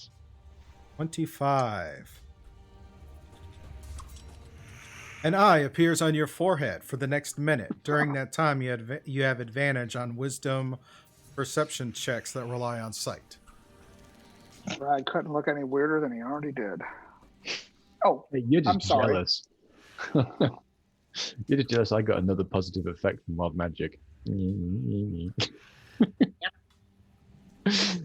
So at this point, I imagine Shrag is going to want to tempt fate and find a deck of many things too. Yeah, I know everything else is working so far. What's the worst could happen, right? Yeah, I mean, I think I am heading rapidly because this is now 2 of these I've had, plus then all the individual. Well, actually, when I say 2 of these like rolling every turn wild magics, plus then all the individuals in between, and I've had like 1 negative effect of a plant pot. I am heading for a massive crash. The law of fate demand it. by the Insert way, gif John, of you're guy at, eating popcorn waiting. Yeah. you're Always at full health, aren't you, Shrag? Yeah, and they also have automatic resurrection left as well at the Because moment. you have your HP, right, for a couple more rounds. Yeah. All right, Shraggy, what you Yeah, gonna the do? resurrection as well, and the regeneration. Oh my word! Anyway, so before I explode in the large ball of light, 5, 10, 15, 20, 25, 30. I'm gonna back up to there, and as I run past, I'm gonna blow a raspberry at the big floaty old thing. Go, can't get me, and he's gonna move it there. As a bonus action, Nat is gonna move over to here, and you're going to hear a squeaky little voice come from behind you, Obsidian, and she's going to cast Magic Missile for me. So I'll just mark off that ability. So this is the Manifest Mind cast spell. I can cast a spell as if it was actually from her spot and her sight. And that's going to be another one spell marked off. And this is the Drider at the top there. So that's 4.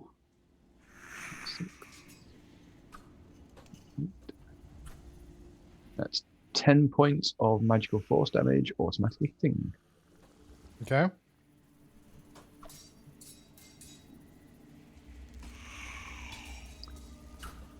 And that's me done. Okay. All right. Will, you're up. My turns are not going well. I rolled a natural 2.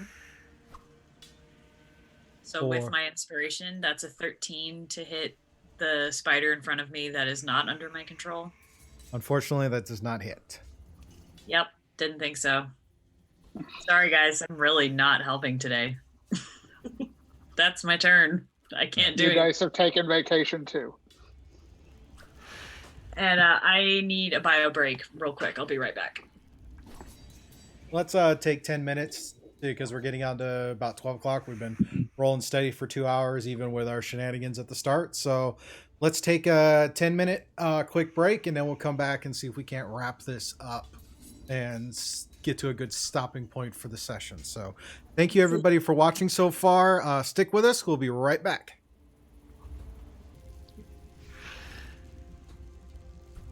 I've rolled much above a 5 today. It's And fine. we're back. Roll. Okay. Mine have been back and forth. So, thanks everybody for your patience. We'll try and keep going through this, see what happens next. I believe I'm up now. Yeah. Oh, and if you're going to subscribe on Patreon, make sure to link your Discord because there'll be perks to being a Patreon member in the Discord as things develop. So FYI on that. Also, if you're going to claim a bits reward that specifies in there that it benefits somebody in the party, please make sure to add a little note which party member you are benefiting, or if you want it to be at random. Just kind of throwing that out there. I know it doesn't. I was just reminded it doesn't say that specifically in the viewer interaction info tab on the Twitch page, but I will get that updated this afternoon or in preparation of the next stream. So just throwing that out there as an FYI. Alrighty. Everybody feeling good so far on this? Everybody Still alive. still alive? I'm glowing ecstatically. Will, Literally. you have a inspiration that you can use. Thank you. Now let's see if I can roll more than a 5. We will see. All right. That might help. All right. So now it's the Drider's turn. Okay. So here's what I'm going to do. He is going to cast spell magic on the globe.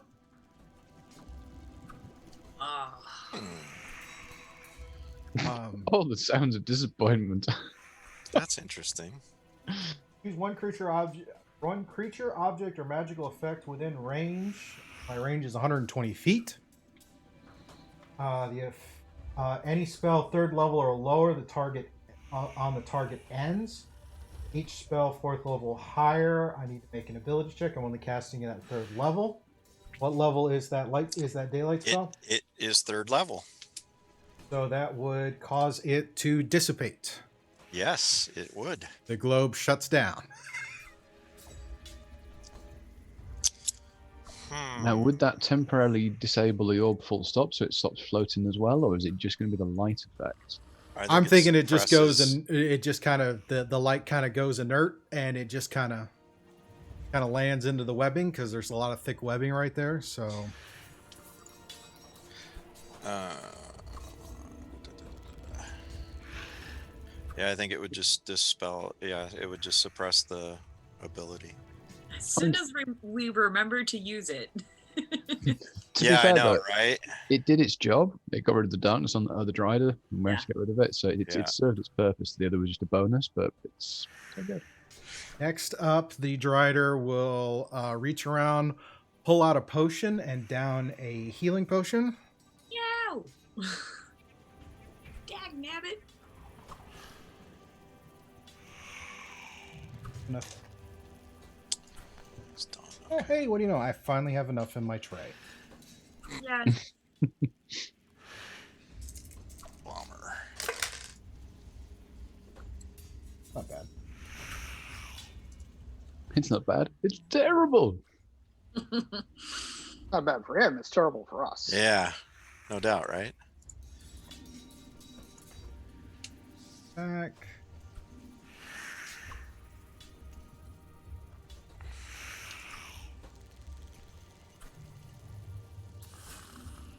All right. right, and then he will move, taking the opportunity attack from Obsidian.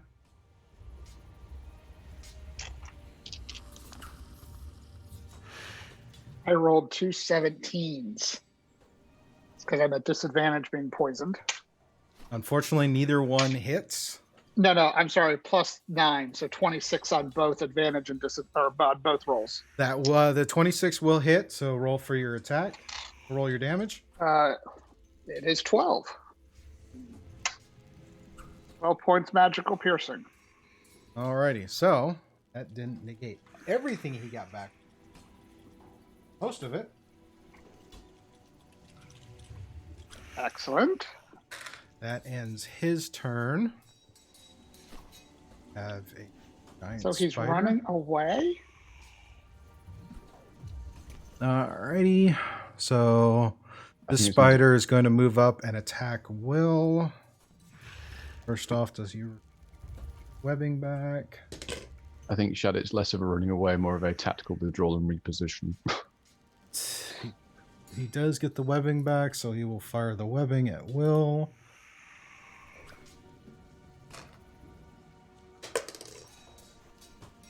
Yeah, that is an 11 to hit Will. That misses. Alrighty, so no webbing on him. Yay. That sounds sticky. Alright, this one is going to continue to move closer to Will. And then he's going to roll his wisdom save.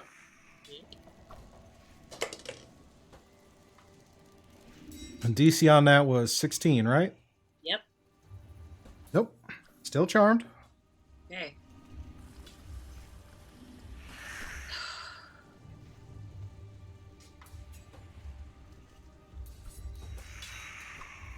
This spider will attack Anari.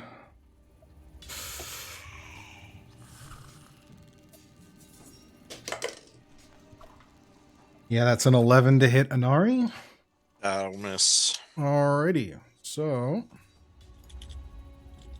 Gaspor continue his travel north. Oh, now he has an option to choose a person he could go near. So, where's him? This guy.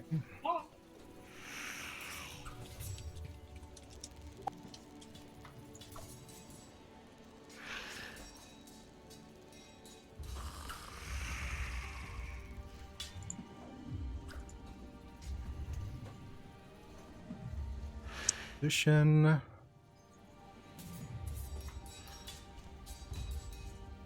Yep, and he will take 3 shots at Anari. His bow.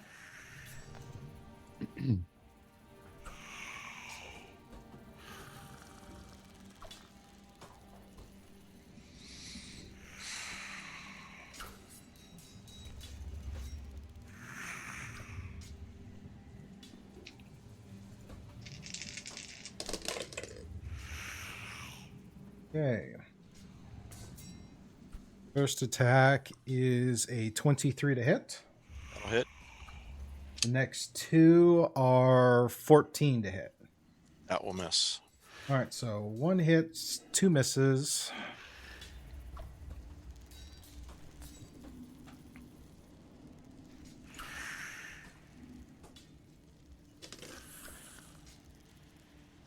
That is 6 points of piercing damage. And need you to make a Constitution saving throw. Alright. That is going to be a 15. All right, that makes the save. Okay.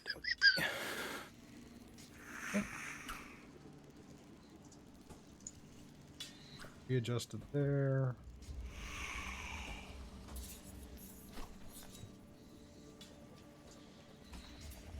Yep. Anari, you're up. Okay.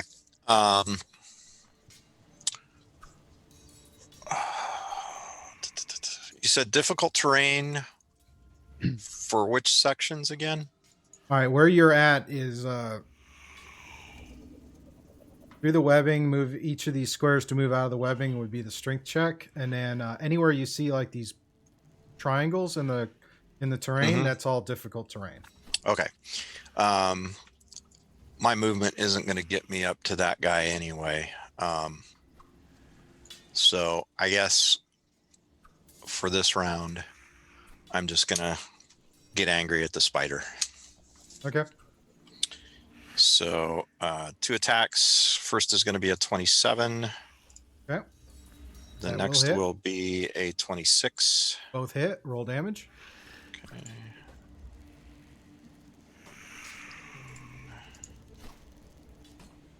And 14. So it's 25 points of magical piercing. Alrighty. That is a solid hit. It is now very lethargic and bleeding from several places. But it is not dead. As a bonus action, actually, I don't think it requires a bonus action, does it? Divine Smite. When you hit with a melee weapon attack, you can expend 1 spell slot. So no, it doesn't require a bonus action. I just have to expend a spell slot. So I'm going to expend that spell slot that I recovered, and do an additional 2d8 radiant damage. All right, that will kill it. Right. Get that carcass out of my face. Yep. It's now sitting there in the web blocking, and you've got 2 of the large cocoons on either side of you. Okay.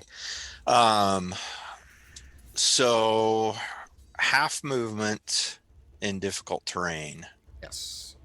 So 5, 10, 15. Is that a column right there next to Obsidian? Yes. So if I move there, I'll have full cover from Mr. Bodro. Or Drider.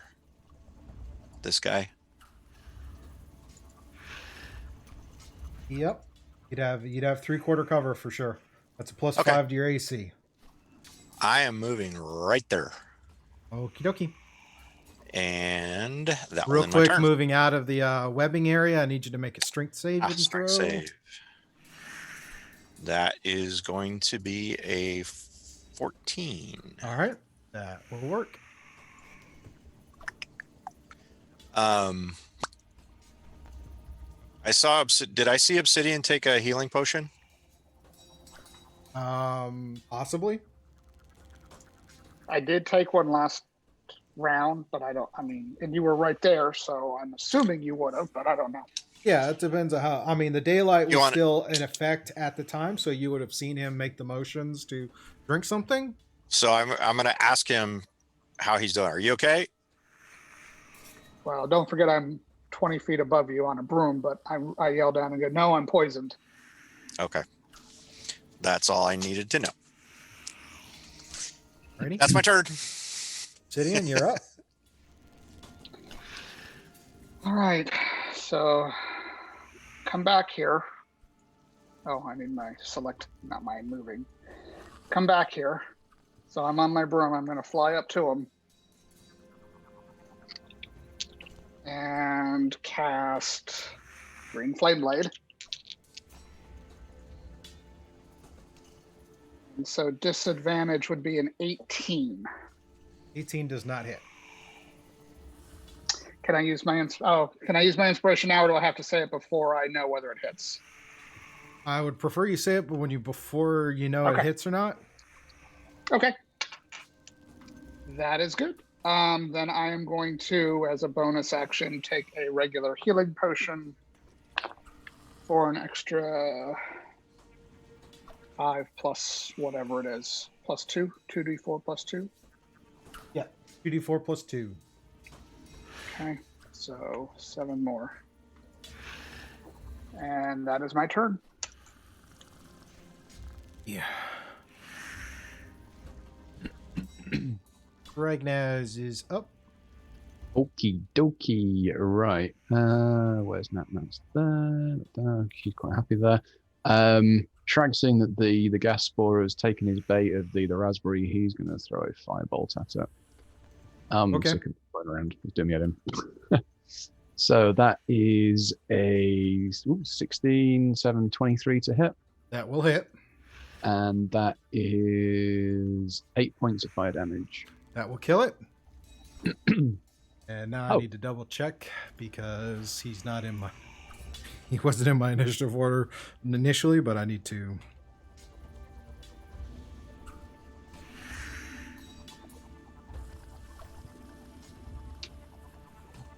Let's see. Alrighty. Okay. When it drops to 0 hit points, it explodes. Each creature within 20 feet must make a DC 15 Constitution saving throw. Ruh-roh. Sorry, Will. Will's actually just outside of it. Ooh. Yep. So it happened to be Lucky just break. outside of it as it exploded. Lucky break. So as it Look over my explodes, shoulder this and big go, what the hell was that? puff of spores drift into the air. And Dish Pickle made a point. Isn't there one more wild magic left? Yep, we're not finished my turn yet. It's all fine. Yep. Okay, sorry. He was just asking in chat. So Yeah. No, I've got- you're that's great because I knew we were going to get to it. He said gas spore, and I was like, oh, I got to remember to make sure I catch this. So yeah, So roll those that wild spores- magic. Those spores, are they in the air or have they gone? They're a cloud right there for a round. Okie dokie. In which case I'm going to stay put then, let that clear, and let's roll that beautiful D100. 75. 75. I think we've done that one before. I think, yeah, is that, I couldn't say which one it was because I was paying attention. Is that not the light one again, or is that? Yeah, that's the one you glow, glow. bright for the next minute. So go oh, go ahead and Still re-roll. now you glowing. glow double bright. No, he re-rolls because he's already got it. Oh, reroll. That could be dangerous. Roll. 90? 90. Yeah. I like how you say that with such confidence, Shaggy. Well, you're not glowing anymore. You're actually invisible for the next minute.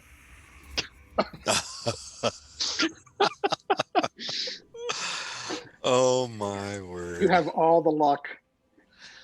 It's, yeah. I but was gonna it's say, the- Will, I think he's taken all of your luck today.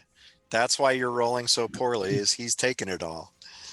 Yeah, but I am just building. You know, they say that the higher they are, the bigger they fall. It's like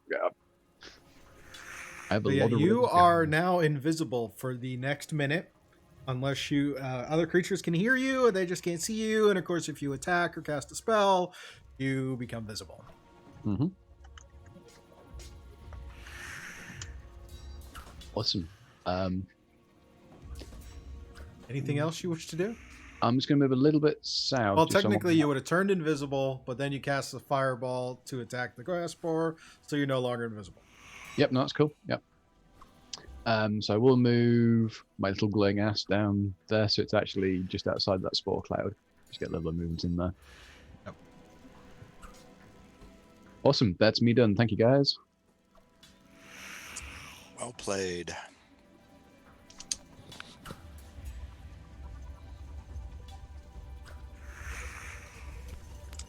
And actually, I think, was it not 4 rounds left on the resurrection and the automatic healing as well? So actually, that's everything run out now, other than the light. Now you have 3 still on your +5 temp and 4 more on your reincarnate. Awesome. Okay.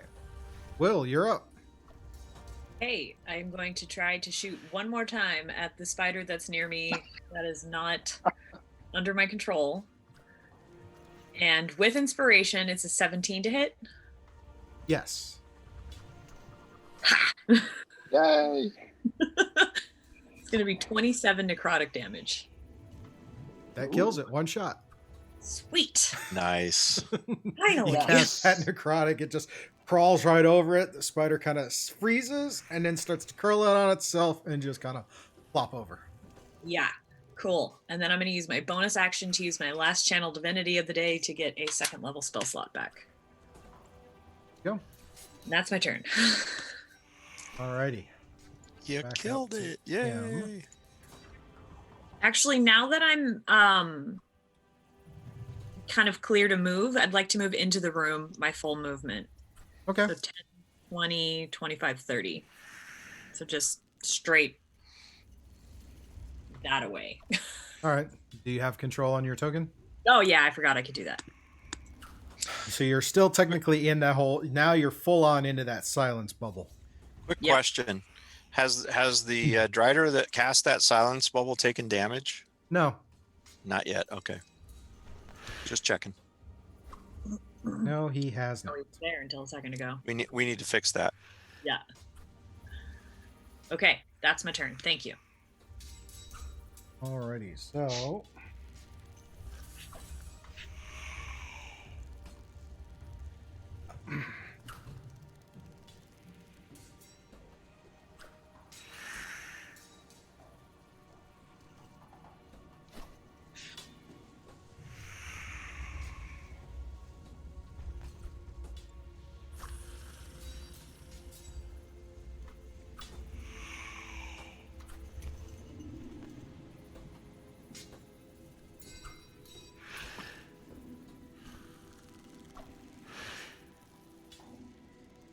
Let's see. As a bonus action, cast Sanctuary on himself.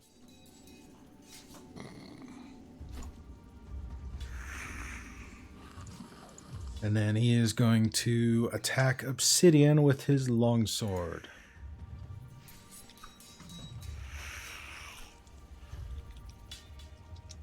Yeah, the longsword.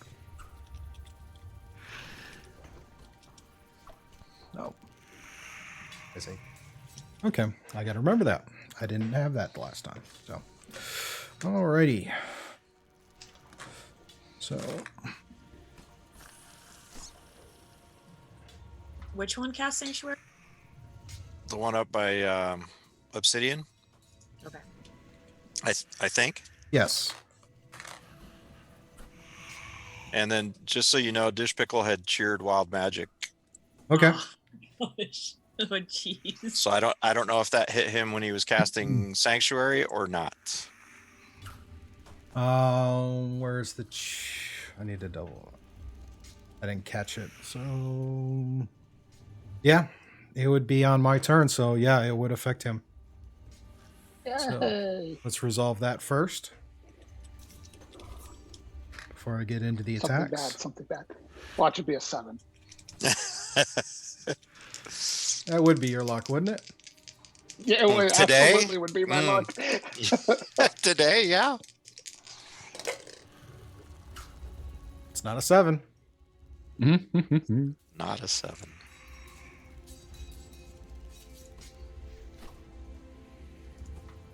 For the next minute, you can see any invisible creature if you have line of sight on it. Oh, well, it's a good thing none of us are invisible. All right, so that's out of that way. Now we get to do that. So 2 sword slashes.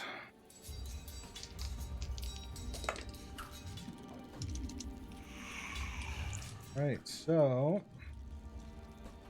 first sword slash is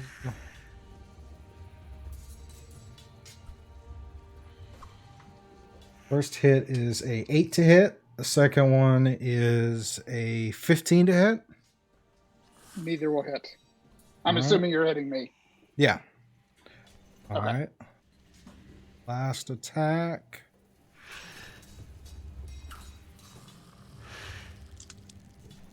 Oh, just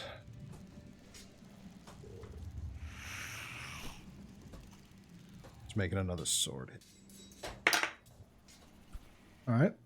That one is a 24 to hit. That will hit, and I'm going to use Uncanny Dodge to half the damage on this. All right.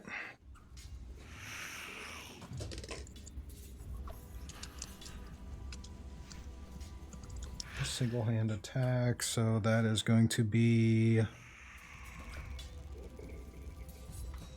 that was just 6 points of 6 points of slashing damage. And I need you to make a con saving throw.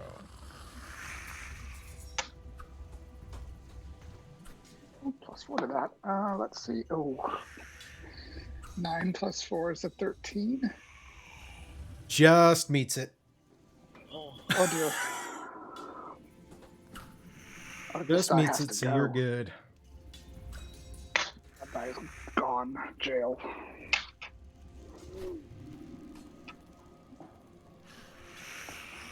And he will again take the opportunity, and he is going to skirt around his movement.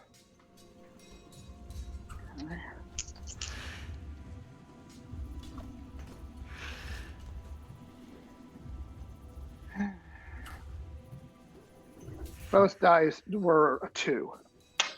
So an 11. So I know that's going to hit. I'm not going to hit. Your dice have turned. Yeah, they're on failing me today. Yeah. Well, very, very, the other thing very is because he badly. has cast Sanctuary on himself, you also have to make a Wisdom saving throw before you can actually target him. Ah. Wisdom plus 4 to that. 18. All right, that would have done it. So, but the attack roll, 11 wouldn't have hit. Yeah. Alrighty, next up.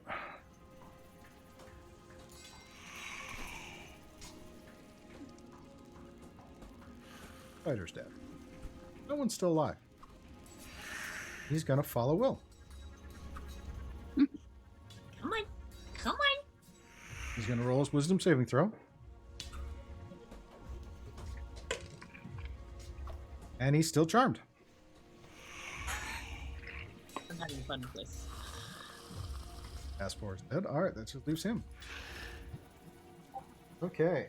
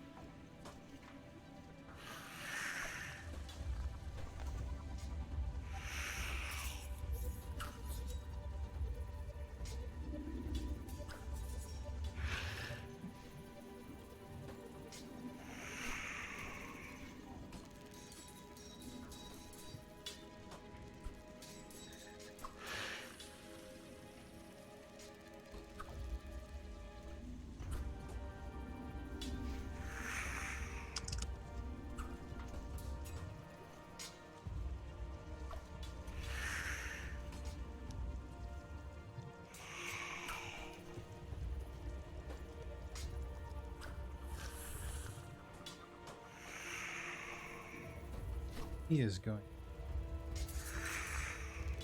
take a dash. Full 60 feet. Where are you going? Point. Don't run. Come back. We And just as wanna- a bonus action, he will cast Sanctuary on himself.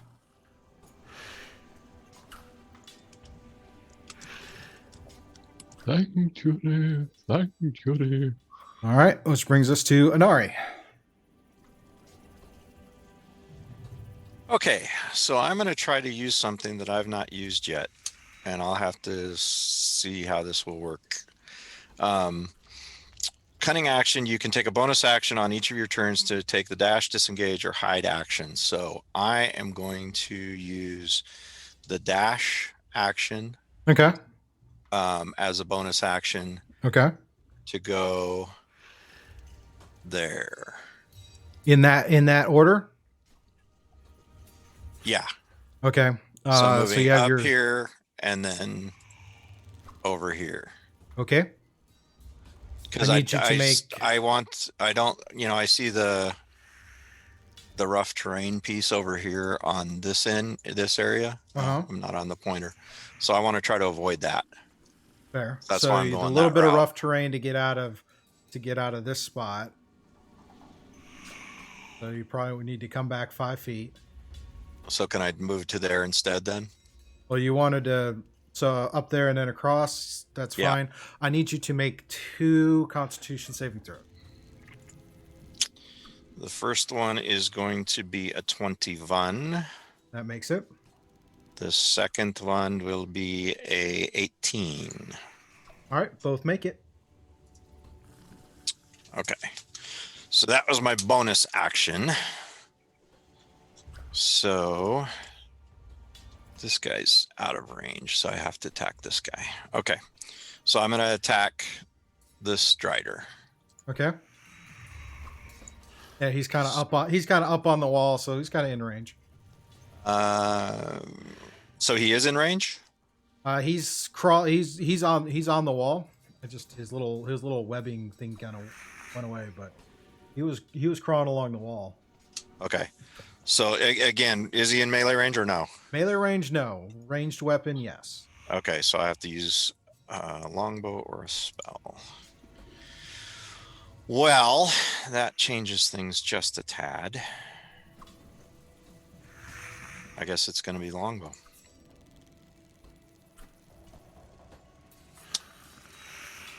And if that's the case, then I would have moved here. And Okay. I'm going to go ahead and change it to this one since it's ranged, because that has my hunter's mark on it. Okay. So first attack will be a 12, which is going to miss. Wisdom saving throw. A Sanctuary. wisdom save? To attack it, Sanctuary. To attack either of them, you need to roll a wisdom save. in Okay, order 25, 16 plus 9. 16 will do it.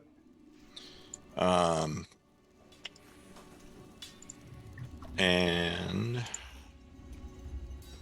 the next attack is going to be a 19 to hit. 19. Did you roll sanctuary for that attack? Yeah, Get on it. it was a 16. The second one. You have to Yep. roll it each time. Oh, That'll- okay. 21 on that one then. All 12 right, plus yep, 9. that goes. So 19 will hit. Roll damage. Okay. So it's going to be plus that is going to be 17 points of piercing damage. Alrighty. So that's bonus, 2 attacks. That is me done. Because Divine Smite has to be melee, I believe. How much damage Yeah, did you melee. do? 17. Okay.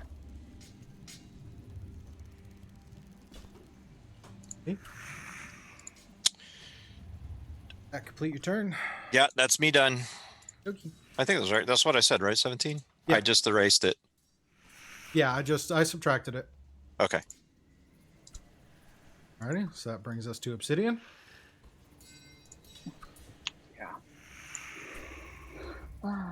So, on the broom, fly right over Anarian. Let's see. Wisdom save is a 12 plus 4 is 16. That makes it. I'm doing green flame blade, Okay. which is a 6 plus 9 is 15, and that's going to miss. And so, let's see, bonus action. Short sword attack again. Oh, let me see. Wisdom save is a 14. 14 does not hit. I mean, no, that's for the wisdom save. Oh, the wisdom save, the 14. I'm not sure. Hey, Steve, I got a question Just on the meets it, sanctuary. so you're good. Okay. I got a question on the sanctuary, just for clarification. So you have to make a wisdom saving throw to make the attack. Yep. But if that creature attacks, doesn't that dispel the spell?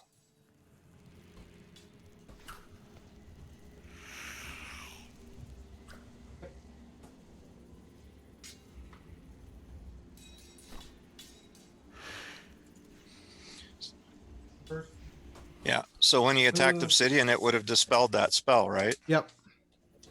Your hits. It doesn't matter. Yeah, yours I went just through, wanted- but it's good. It's a good reminder. Yeah. Yeah. I just wanted to make sure because I don't know that spell very well.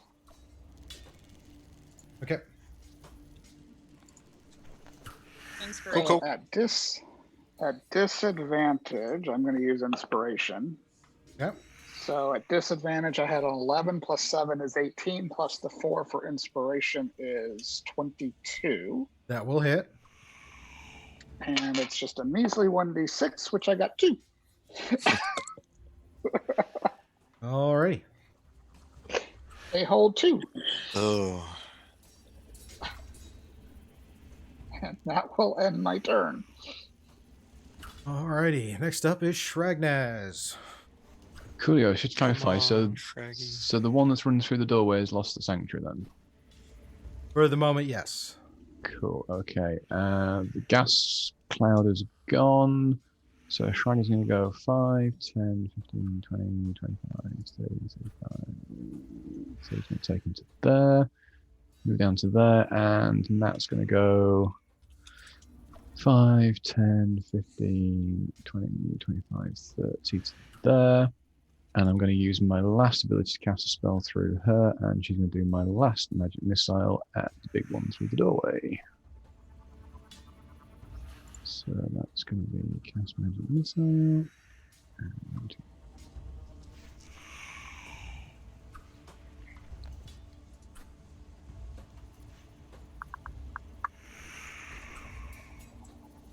yeah, we'll do it all on her. So that's a 4, a 3, and a 3. So that's 13 points of magical force damage on her, please. Okay. 13. Yeah. All right.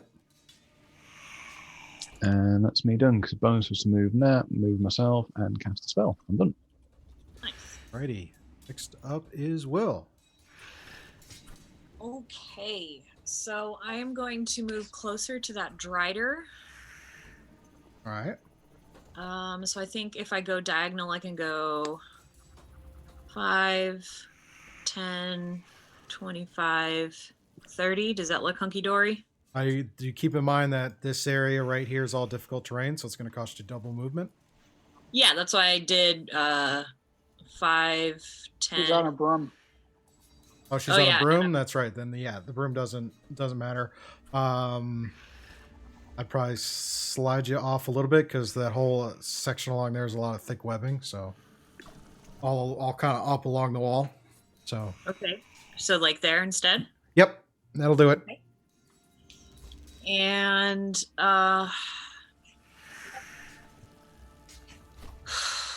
how's this one looking? This one? Yeah, He looks fine. like that I one. don't think- hasn't hit yet? I don't think that one's taken damage yet. He's taken no damage. Okay, well, this is a long shot, but I'm gonna try it. I'm gonna reach out my hand, cast Blight towards it. First, you're going to cast your Wisdom saving throw because he has Sanctuary on him too. Okay, 11. 11 does not do it. You're going to have to target a different creature. Okay, so I guess, does that automatically retarget my spell to a different creature? You have to choose a new target or lose the attacker spell. Can you not see the one through the doorway? Should be able to. Yeah. There's a but column technically in the way, but yeah, she's kind of got. Yeah, there's a can kind of see it, but because there's a column right here. If I move him Oh, it's slightly. underneath. Ah, okay. Sorry, I couldn't see underneath them. Yeah. Yeah, so there's a column right there in the wall. So to Should be hit able him, to see he'd on be that line of 3/4 sight. cover, so it'd be a +5 to the AC for a ranged attack. Well, it's a saving throw, but it's only a 30-foot range. And it's just That's right at range. It's just outside the range because you got the doorway right here because there's still the doorway's right here. All right. Well, I guess that's my 4th level spell slot gone then. Looking. Is that showing it for everybody else? That shows on 30. Yeah, it's right on that corner of the wall there. So yeah, I think you could. What's the saving throw? Con 16. All right.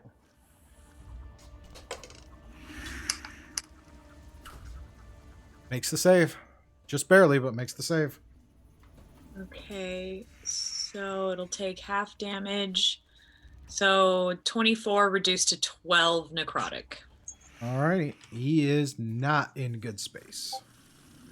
Okay. Obsidian and Anari see the necrotic energy just kind of wash over the Drider, and it becomes really lethargic as it is trying to, as it's making its way.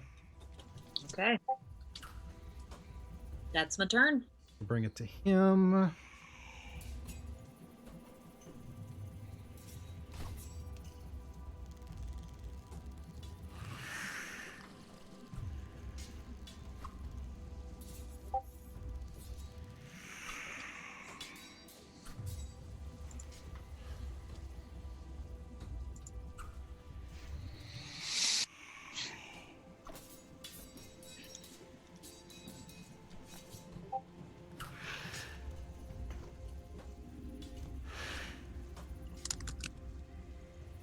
We're broke. Why not? Why not? 4th level magic missile at Obsidian.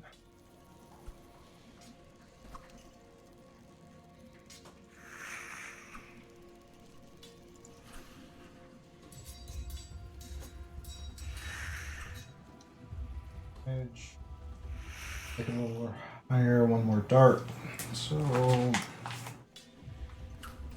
it's an additional 3 darts.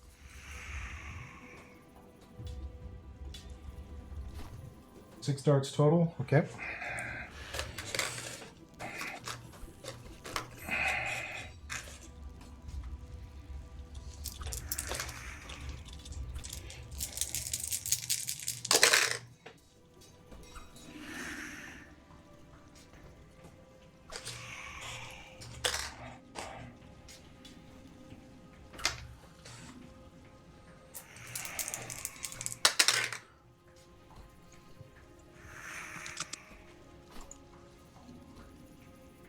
$17 points of force damage from the darts.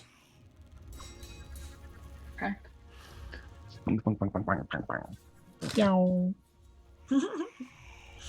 And he will attempt to continue to move. So he will get that opportunity attack. Okay. So go ahead and roll for your opportunity attack. So on the dice, it was a nat 20 and a 7. So I'm going to roll the inspiration. So that is a 4 on the inspiration. So 11 plus 9 is a dirty 20. That will hit. Nice. Okay. Go for it. Unfortunately, I lost my nat 20, and 1d6 plus 6 is 8. That's enough to kill it. Ace. Nice one, Shad. This We poison still have is it. killing me. Okay. That leaves this giant Take spider care of that shortly. that continues to follow Will. Well, you have a friend. Uh-huh. She said it has to use its movement to follow. Yeah.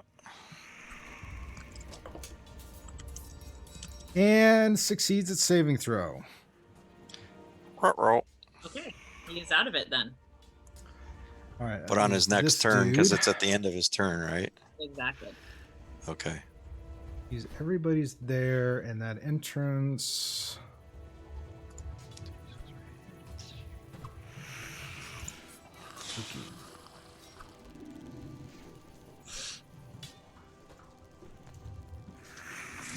So from what I can see, we're down to just 2 bad guys. What we can see. See, yeah. Yeah. Operative It's- term. It's an important fact of this. Yeah. Uh-oh.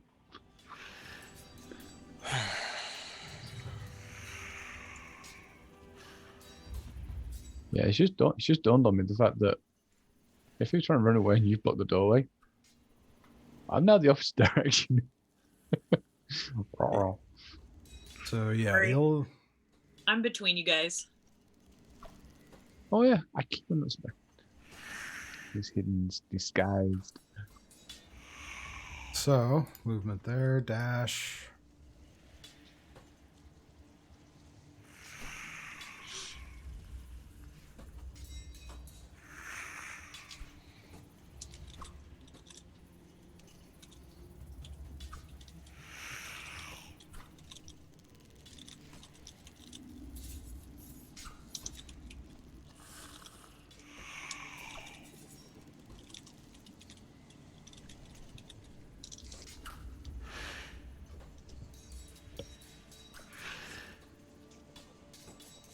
All right, so he's going to move.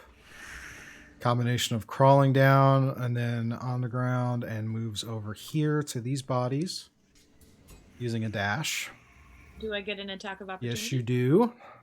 Neat. Go, Will. You know today he's got Sanctuary in that one, hasn't he? Yep. That one has Sanctuary? Okay, so I have to make a wisdom saving throw first? Yes. That's a lot. 25. That makes it. Okay. Let's see if I can hit him.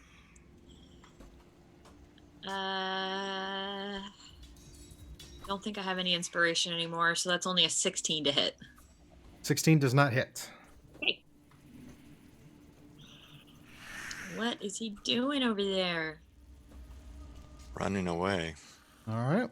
This brings up to Inari.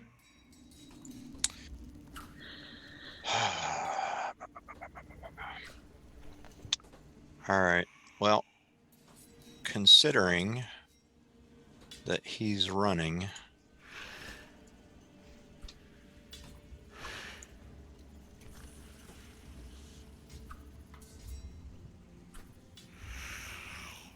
that's 60 feet. This is difficult terrain here, correct? That's heavy. It's heavy webbing, so you need to do strength saves as you progress through. Otherwise, you might get restrained in the webbing. Okay. How many? 3? I'm seeing at least 3. Yes. Okay. I am going to use my cunning action again to try to get through that space and move. Whoops. Where was the 60? Actually, that'd be 50 to get right next to him, wouldn't it? By doing that, you'd have to go through that spider, which is on the ground. So you'd have to go around him.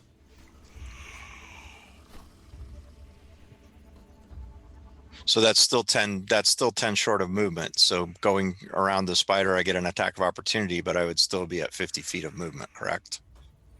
Well, he kind of is giving up blocking the that 10 walkway, so you'd have to go around him. Because there's the column right here and the wall right here.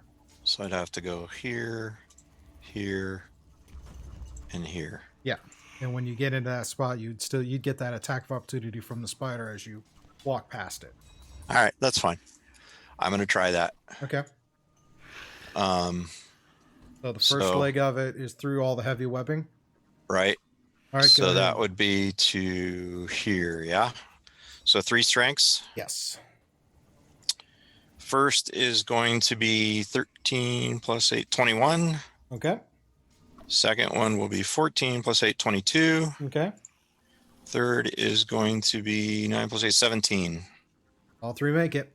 Okay. So that's phase 1. Phase 2. Coming down here, attack of opportunity from the spider. Yep. Which is going to be an 18 to hit. 18 will not hit. Alrighty. So now then I am going to make my attacks upon the Drider. Okay. So the first will be, oh wait, he's still got Sanctuary, right? Yes, he does. So I got to do a con Wisdom. or wisdom. That is going to be a 16. Just meets it. All right. And then the first attack to hit was a 28.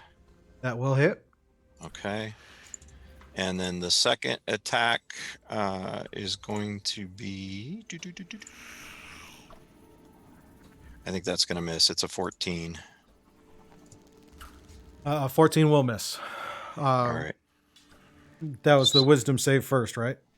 Oh, yeah. 14 was the wisdom save, so can't attack him on the second attack. No. You have to choose a different Well, target or lose the attack. And I was going to say, and I'm using a melee attack, so there's nothing else in range, so I'll have to lose the attack.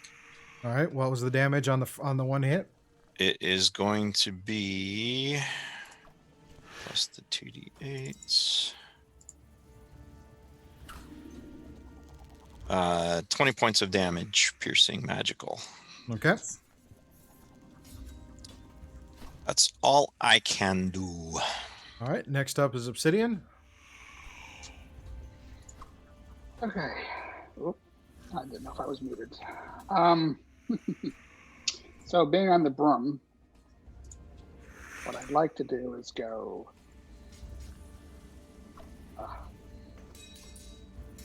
Obviously, I can't go direct, but I could go if I could fly around that first column a bit. Correct? Yeah, you could fly around the first column, then try to maneuver around Will to get around the second column. You'd avoid opportunity attack, and you could get close to it. So that was 10 feet. Let's see. And then. So it's 50 feet on the broom. So I got 10 to get there and 40 to get there. Yeah.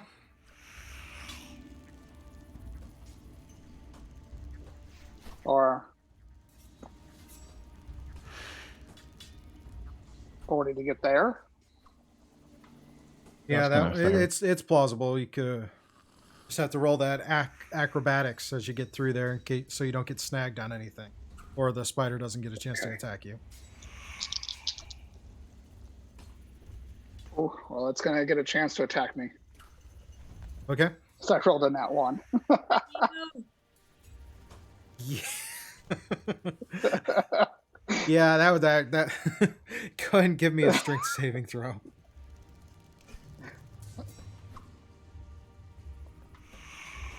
That is a 12 plus 2 is a 14. All right, so yeah, you manage to. The spider doesn't get the attack, but you actually get real close to getting snagged by all the webbing as you fly through. Thankfully, you don't get restrained by that. Okay. Well, that was painful. All right. So cast green flame blade. Oh, wisdom is a 12 plus 4 is a 16 for the wisdom save. Let me see. So I'm going to use the inspiration that Hillary had given me, and that's my last one. And that would be a 6 plus 6 plus 9. So 21. That one doesn't require that doesn't require any verbal component, right? Oh, spells. Green flame blade is no SM, somatic and material. Okay. All right. So 21 to hit, and thank goodness Anarian is there. Finally, my sneak attack. 4, 8, 10, 12, 15, plus 6, 21 magical piercing. Okay. All right, still up, still fine. Yeah, and then offhanded attack. So it was a nat 20 on my wisdom save. That makes the save. And then only a 13 on the attack roll. So that's going to miss. Yep. And that's the end of my turn. Okay, Shragnez. So just to clarify, so does that mean that the silence spell is gone, did you say? Sorry. Yes. Cool, Silence spell is gone in that area. Cool, awesome. Actually, no green flame blade. Okay, so we're going to go 5, 10, 15, 20, yeah, down next to it. That way. We're going to do green flame blade. Oh. First of all, the wisdom save to hit him is Yeah, I get there and I look at him and I'm like, no, he's kind of cute. I like little spiders. Oh, look at those legs. Oh, can you imagine this little one just running around? Oh, it'd be so cute. I rolled a 5. No.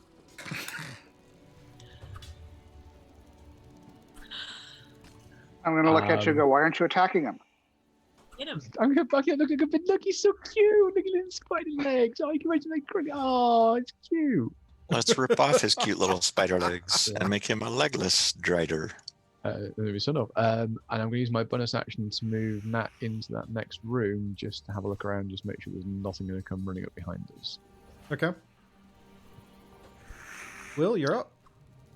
All right. So I spent several turns trying to figure out where all my people were, finally found them, ran across the room to catch up to them, and they all immediately turned and ran where I just came from. Pretty much. And the spider that's been following you all of a sudden doesn't seem quite so docile. Which I notice as I turn Not around. so friendly. Where are you guys going? So I'll just put out my hand and touch it and cast Toll the Dead. So it needs to make a wisdom saving throw. Okay. DC 16.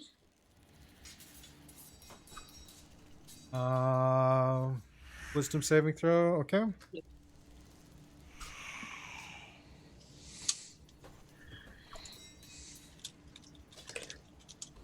Fails the wisdom saving throw, Yay! but it has not taken any damage, so it doesn't take the full effect.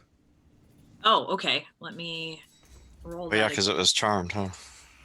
It was charmed. It actually hadn't taken damage, so it still has full health. Okay, so he is going to take 10 points of necrotic damage. All right. Now he's been damaged.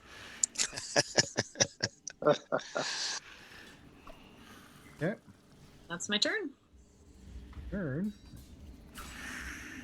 Now it's the spider who's going to attack Will. Bring it. Look at this nice small attack order this turn. 7. That hit. does not hit. There's this guy who's going to take Hooray for not hitting. going to take the disengage as an action. Can you And disengage from multiple creatures, or can you only disengage from one creature? when you take the disengage, you move out of the threatening square. So, as far as I can tell, Cool. let's double check that picture.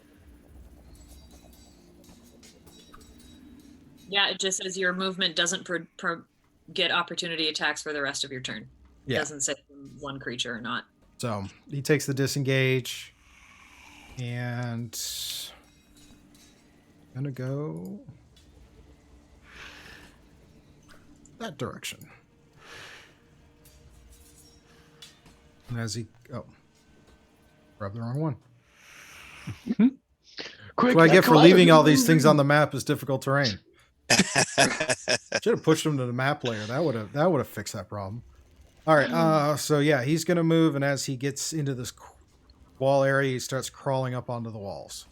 But he has to go around Shrag, right? Because you can't move through unfriendly squares. Yeah. So passing in between Shrag and Obsidian, because Obsidian is flying. So he does that to get over into this area and starts because the door the passage is narrow, he's crawling up onto the wall. Gonna continue to try and make his escape. Okay. He's running scared. All right, next up is Inari.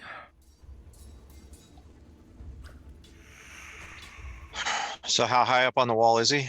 He's about halfway up, so he's about 10 feet off. He's about 10 feet off the ground at this point. So if I move over there, that'd still be melee range, right? If your reach is 10 feet, then yes. I think it's only 5. All right. It's just going to be a bow attack then. Okay. Wisdom, or has he attacked? He hasn't attacked. He's just been running, so his sanctuary is still up. Okay. So that is going to be a 16. And that one is going to be a 14. He makes it for the wisdom save. Yep. 14 also makes it for the wisdom save. Okay, so both attacks then. So the first attack will be a 22 to hit. That will hit. Second attack will be a 16. 16 will not hit. All right. So it's going to be 10 plus the 6. Oh, no. I forgot to move my hunter's mark, didn't I? Yes. All right. So it's only going to be 10 points damage then, piercing. Yep. And as a bonus action, actually, no, that's all right. I'll just do my movement then to try to get over by him. Okay. So that I can at least keep him in sight to keep shooting at him. Yep. 5, 10, 15, wait, 5, 10, 15, 20, 25. That's me done. Okie dokie. Next up is Obsidian. Oh, wait. Yep. A 9, did you move? Yeah. Okay. Oh, there Okay. we go. Any counter for the corpse being difficult terrain, or did you go around? Yeah, it? because I only had, well, I have 30 feet of movement. I only move like 20. Okay. That works. All right. 15, Obsidian, you're up. 25, 30. So I'm going to go back. This spot is a wall, correct? Yes. Okay. 5, 10, 15, 20. I'm going to go to here. Okay. And is he blocking the, let me rephrase that. Is he blocking the whole doorway there? Or since he's going up the side, is the doorway kind of open? He takes up a majority of it. It's not completely blocked, but it's like half, like 3/4 blocked as he's crawling around. So is he on this side or on this side? He's technically on coming up onto this side. That side. So if I actually flew here and went to here, would that be something I could do?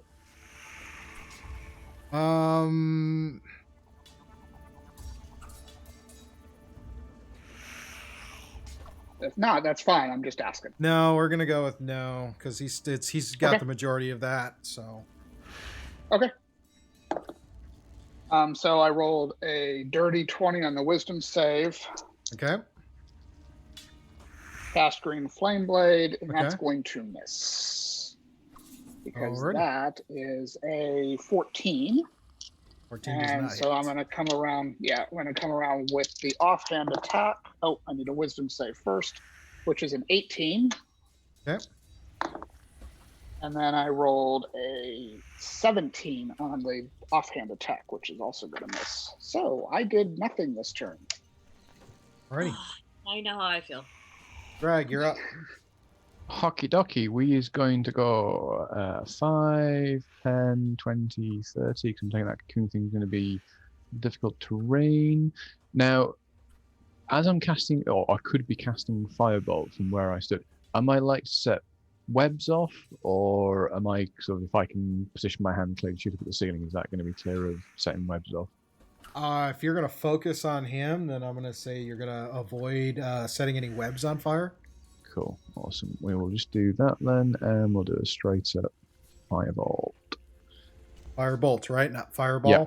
Oh no, not Fireball. No, we've got nothing left to do that. Okay. So wisdom save first is an 11, 13. 13 does not hit. No, sorry, 13 is the wisdom No, save. wisdom. Oh, 13 on the wisdom save? Yeah. Nope. Doesn't beat it, so I think he's still so Refocus cute. it.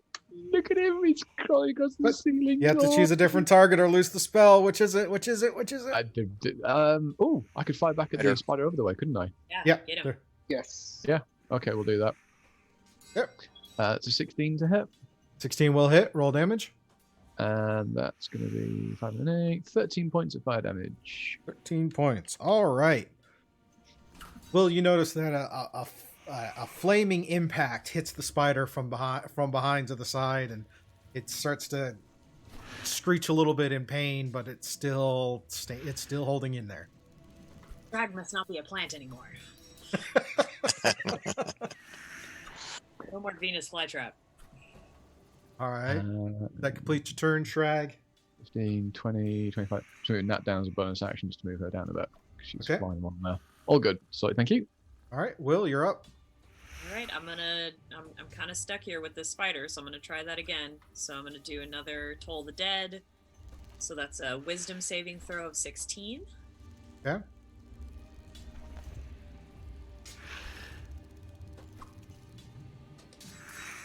Fails to save.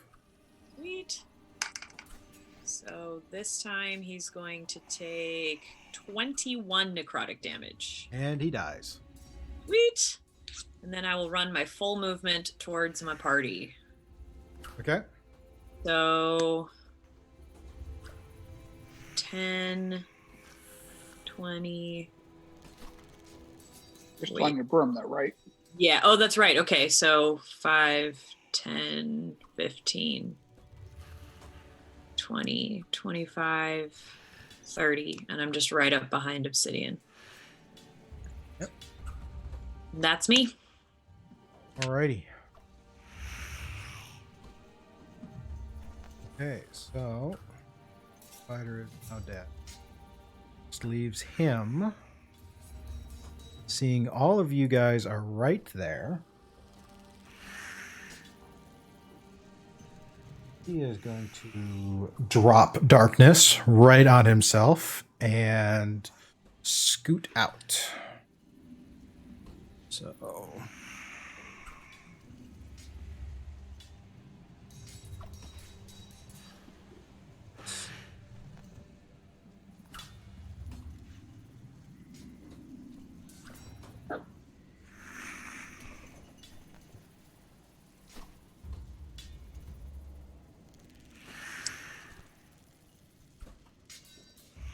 dropping it right there. Is going to back out.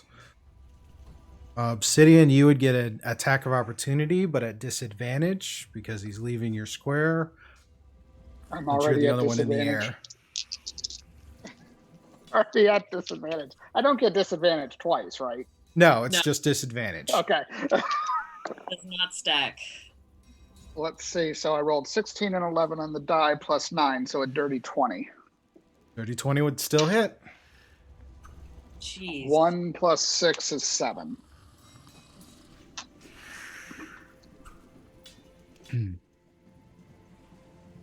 Magical piercing. Alrighty. He's starting to look hurt. Yeah, he's hurt. He's definitely not having a good day. Okay, But his sanctuary's done, so that's good. Ah, that's true.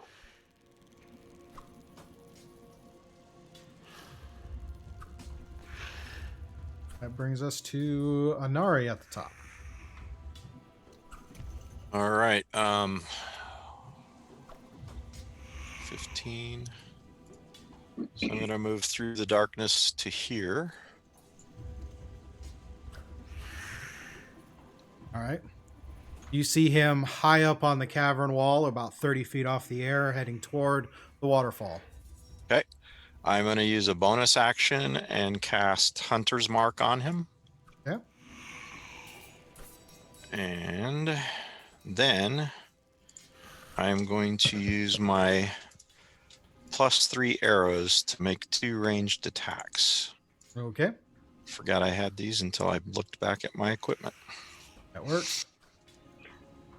So his sanctuary is no longer there, correct? No, it's not. Okay. So the first attack is going to be an 18 to hit. 18 does Oh, not hit. wait, plus 3. So Okay. 21. Oh yeah, 21 does hit. don't forget the pluses on the arrows. Yeah. And the next one will be a 24 to Both hit. Roll damage. All right. So that's going to be 11 plus 3. And whoops. 13 plus 3.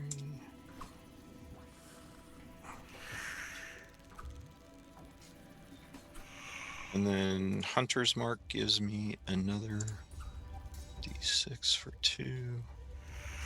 So that is going to be 32 points. All right. Good solid hit.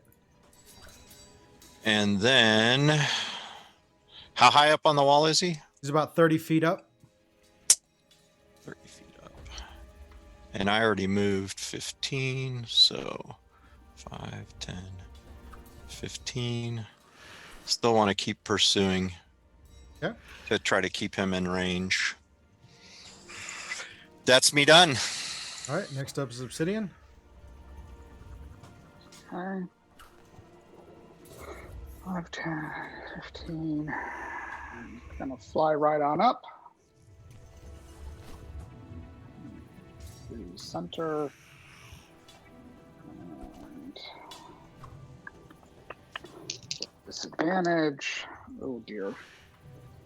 That's going to miss. That's a 13 on disadvantage. And the offhand attack is I had a nat 20, but the disadvantage is a 3 plus 7, so I miss with both swipes. Alrighty.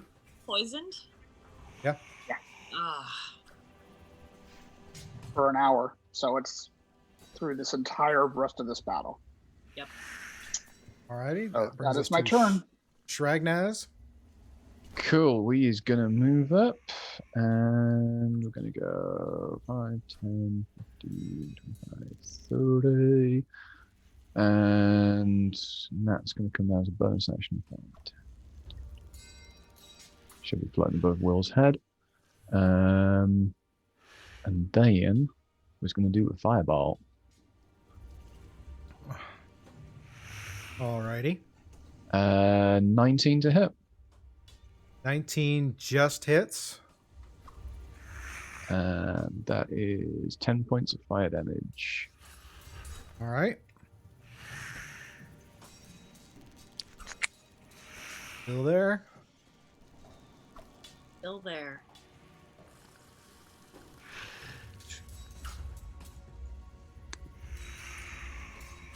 That completes your turn, Shrag? Yeah, bonus for her to move, cast that move. Yeah, that's me done, sorry, yeah. All right, Will, you're up. Okay, gonna move right to here and guiding bolt him right in the abdomen or whatever Spider's version is. Okay. Where's my guiding bolt? There it is. Ah! It was almost a 19. And then it turned into a natural 1. Oops. So, final verdict on the attack roll is A natural 1. that's gonna miss. Sweet. My luck is keeping up, guys. At least I'm consistent. Yeah. All right.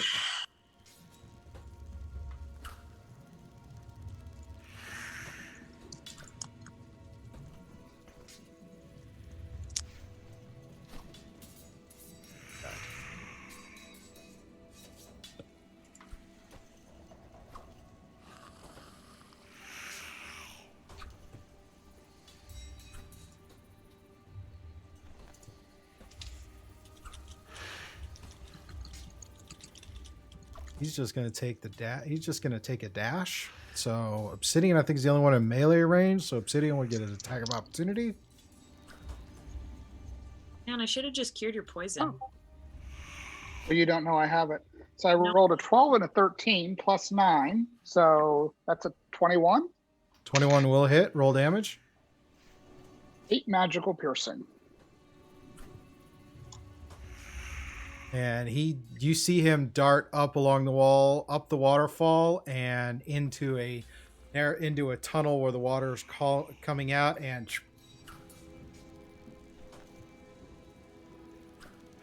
Oh, you come. Oh, you. No, my sound dragged out there. so one more round of whether or not you can kill him before he's completely out of sight.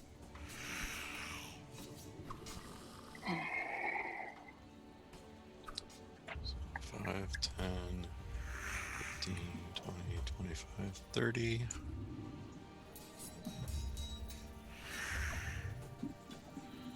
All right. What's the distance?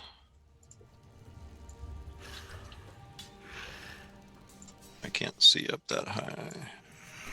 Be about 40 feet from your position, Anari. It's about 40 feet to the wall for the waterfall, and then an additional 15 feet to crawl up the waterfall.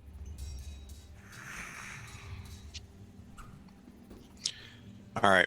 I'll just stay there. That's still within bow range, and I'll use another pair of +3 arrows. Okay. So that is going to be 19 to hit. 19 will hit. That will be a 22 to hit. Both hit. Roll damage. Calculator. So. 8. On John.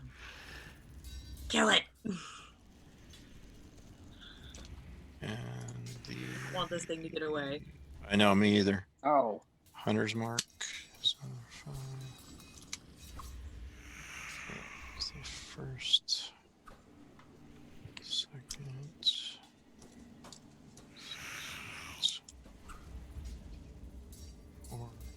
30 points of piercing damage. All right. How do you want to do it? Oh, right through the eye hole. Ah. All right. +3 magical arrows, 2 of them, 1 in each eye. Yes. So you hit, and then you hear a splash, and then a little while later, the body of the Drider comes down the water. Nope. I gotta take two more +3 arrows off. I'm down to 2 +3 arrows left, but those were well worth the usage today. Definitely. Yes, they were. Good grief. And thank you. That was rough. And thank you for that crit hit as well. I was good. There's going to be a critical firebolt coming after that. Yeah, I was gonna say there's no carryover on those either, is there? Dang it. That's okay. Who cares? So now that has been taken care of, I want to move back to Obsidian, and I've got 1 level 2 spell slot left for a lesser restoration to remove his poisoning. Okay. And so that will use up all of my spell slots for now. All right. And that is where we will stop for this, and we will pick up next week right at this moment. Wow.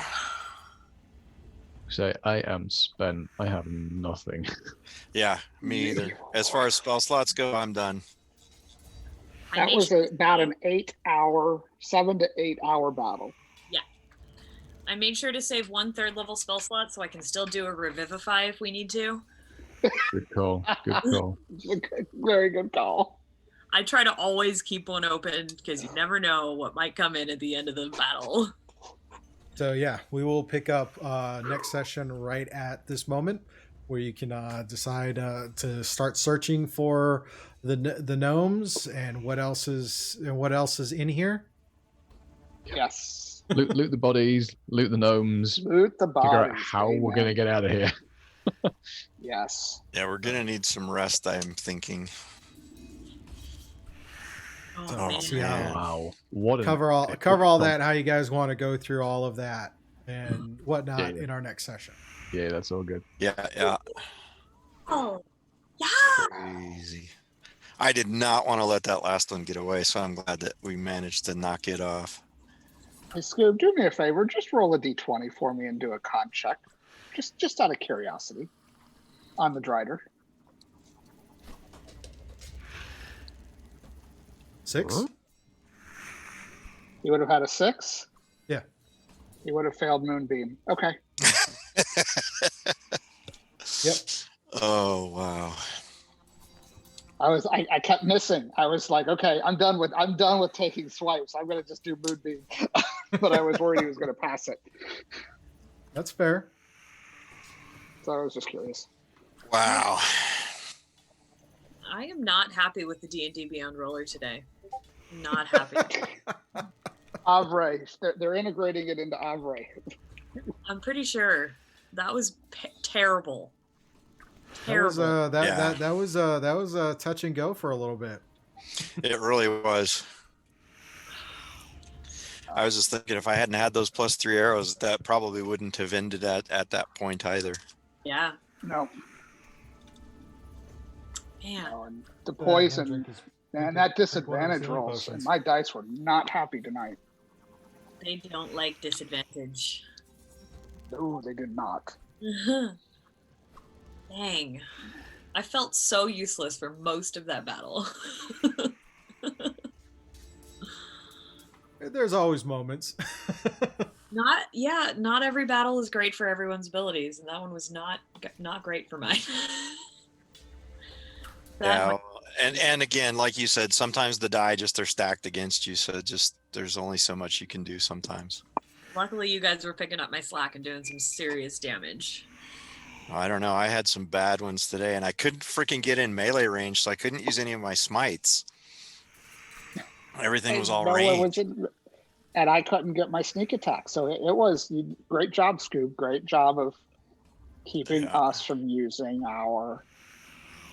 what gives us all of our great damage. Yeah. Very strategic. really had So to put you through it, huh? No, it did.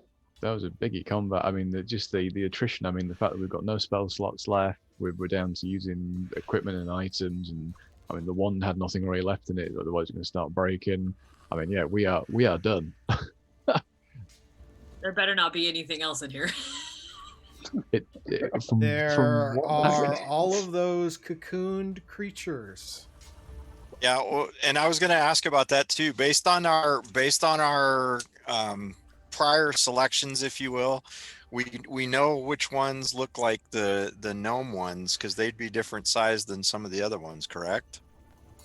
Give or take, given how thick the webbing is around it, you really won't know until you get into opening up each of the cocoons and what condition you find. Because I have a whole table I created for the cocoons as far as what condition they're in and what creature might be in it. Well, we can run what we did last time and basically have somebody sat there with a knife ready at the throat that if it's something unfriendly, yeah, we'll take care of it before it can do anything. Yeah. So, how many worker gnomes were there? 6? yeah, you had a party of 6, but there are over 20 cocoons. Okay. Ew. And we recovered one of the gnomes, so we really only need to recover what, 5 more? Yeah. I thought there were 10. No, yeah, you're right. The party is 10. You were guarding 10 of them. You found one. There are 9 more. 9 and more. There are over 20 cocoons you have yet to check. So we'll have to And check all of them. and some of those cocoons are in a room you haven't even been in yet. Is that the room that Nat found right at the end? No, what Nat found right at the end was a cavern that led off.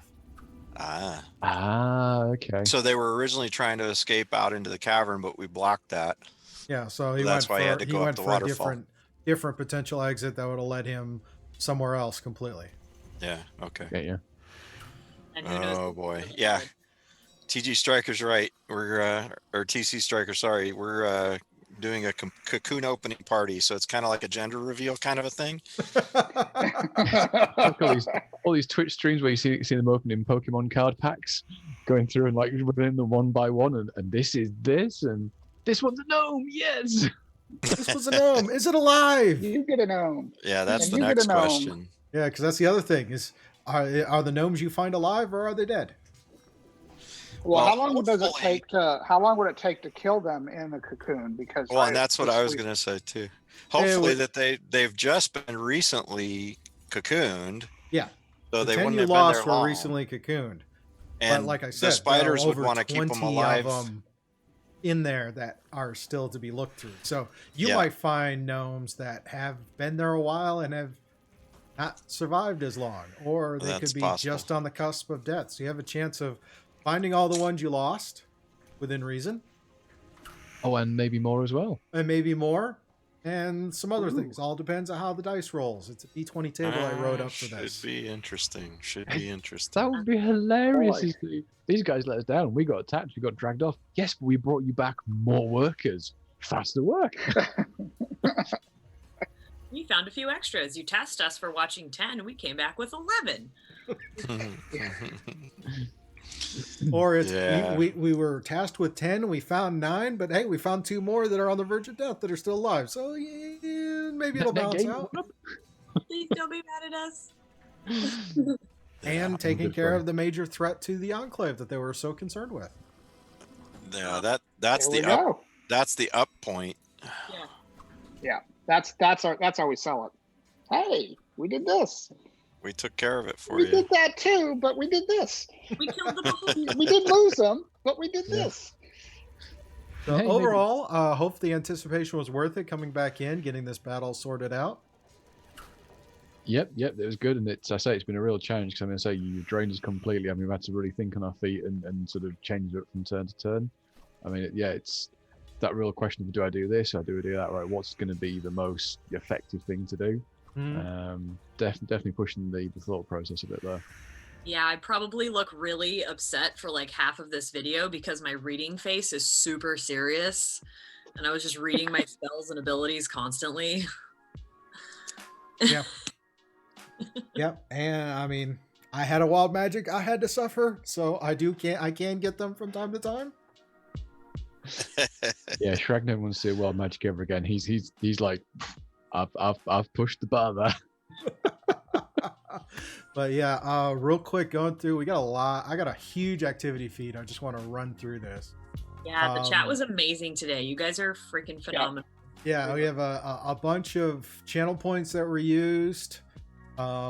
Dish Pickle with bits, Enigma with bits, Quellith for resubbing, MC Swifty with the raid earlier, Barf with bits, Dish Pickle more bits with the 3-month sub from Dish Pickle, awesome.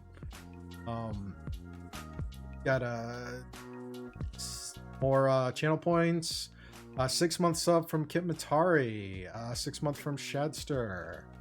4-month from TCG Striker. Sidfar for 6 months. Zip for 4 months at tier 2. So all the love. Shadowmane 6-month resub. Jassafar 6 month. Yeah, thank you. Dungeon Hunter gave out 5 tier 1 subs. So thank you, sir. They raided with a party of with a group of 12 early on, so or that was last month. But yeah, it was all kinds of great stuff. Thank you all very much. All the bits, all the tips, all the donations. That's great. Be sure to hop over on Patreon if you liked what we're doing and support us via Patreon. Patreon will probably be trying to have that be the #1 source of support for all of the things we do as the studio. Working through the World Anvil stuff. Hopefully you guys are putting in your notes for the session report on World Anvil.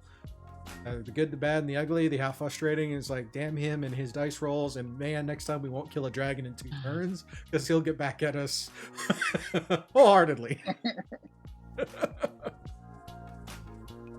But yeah, on the next Saturday, we will have Shadow Watch come back again, and Challenge Accepted will be back to continue their adventures next Saturday, 8 p.m. Eastern, here on...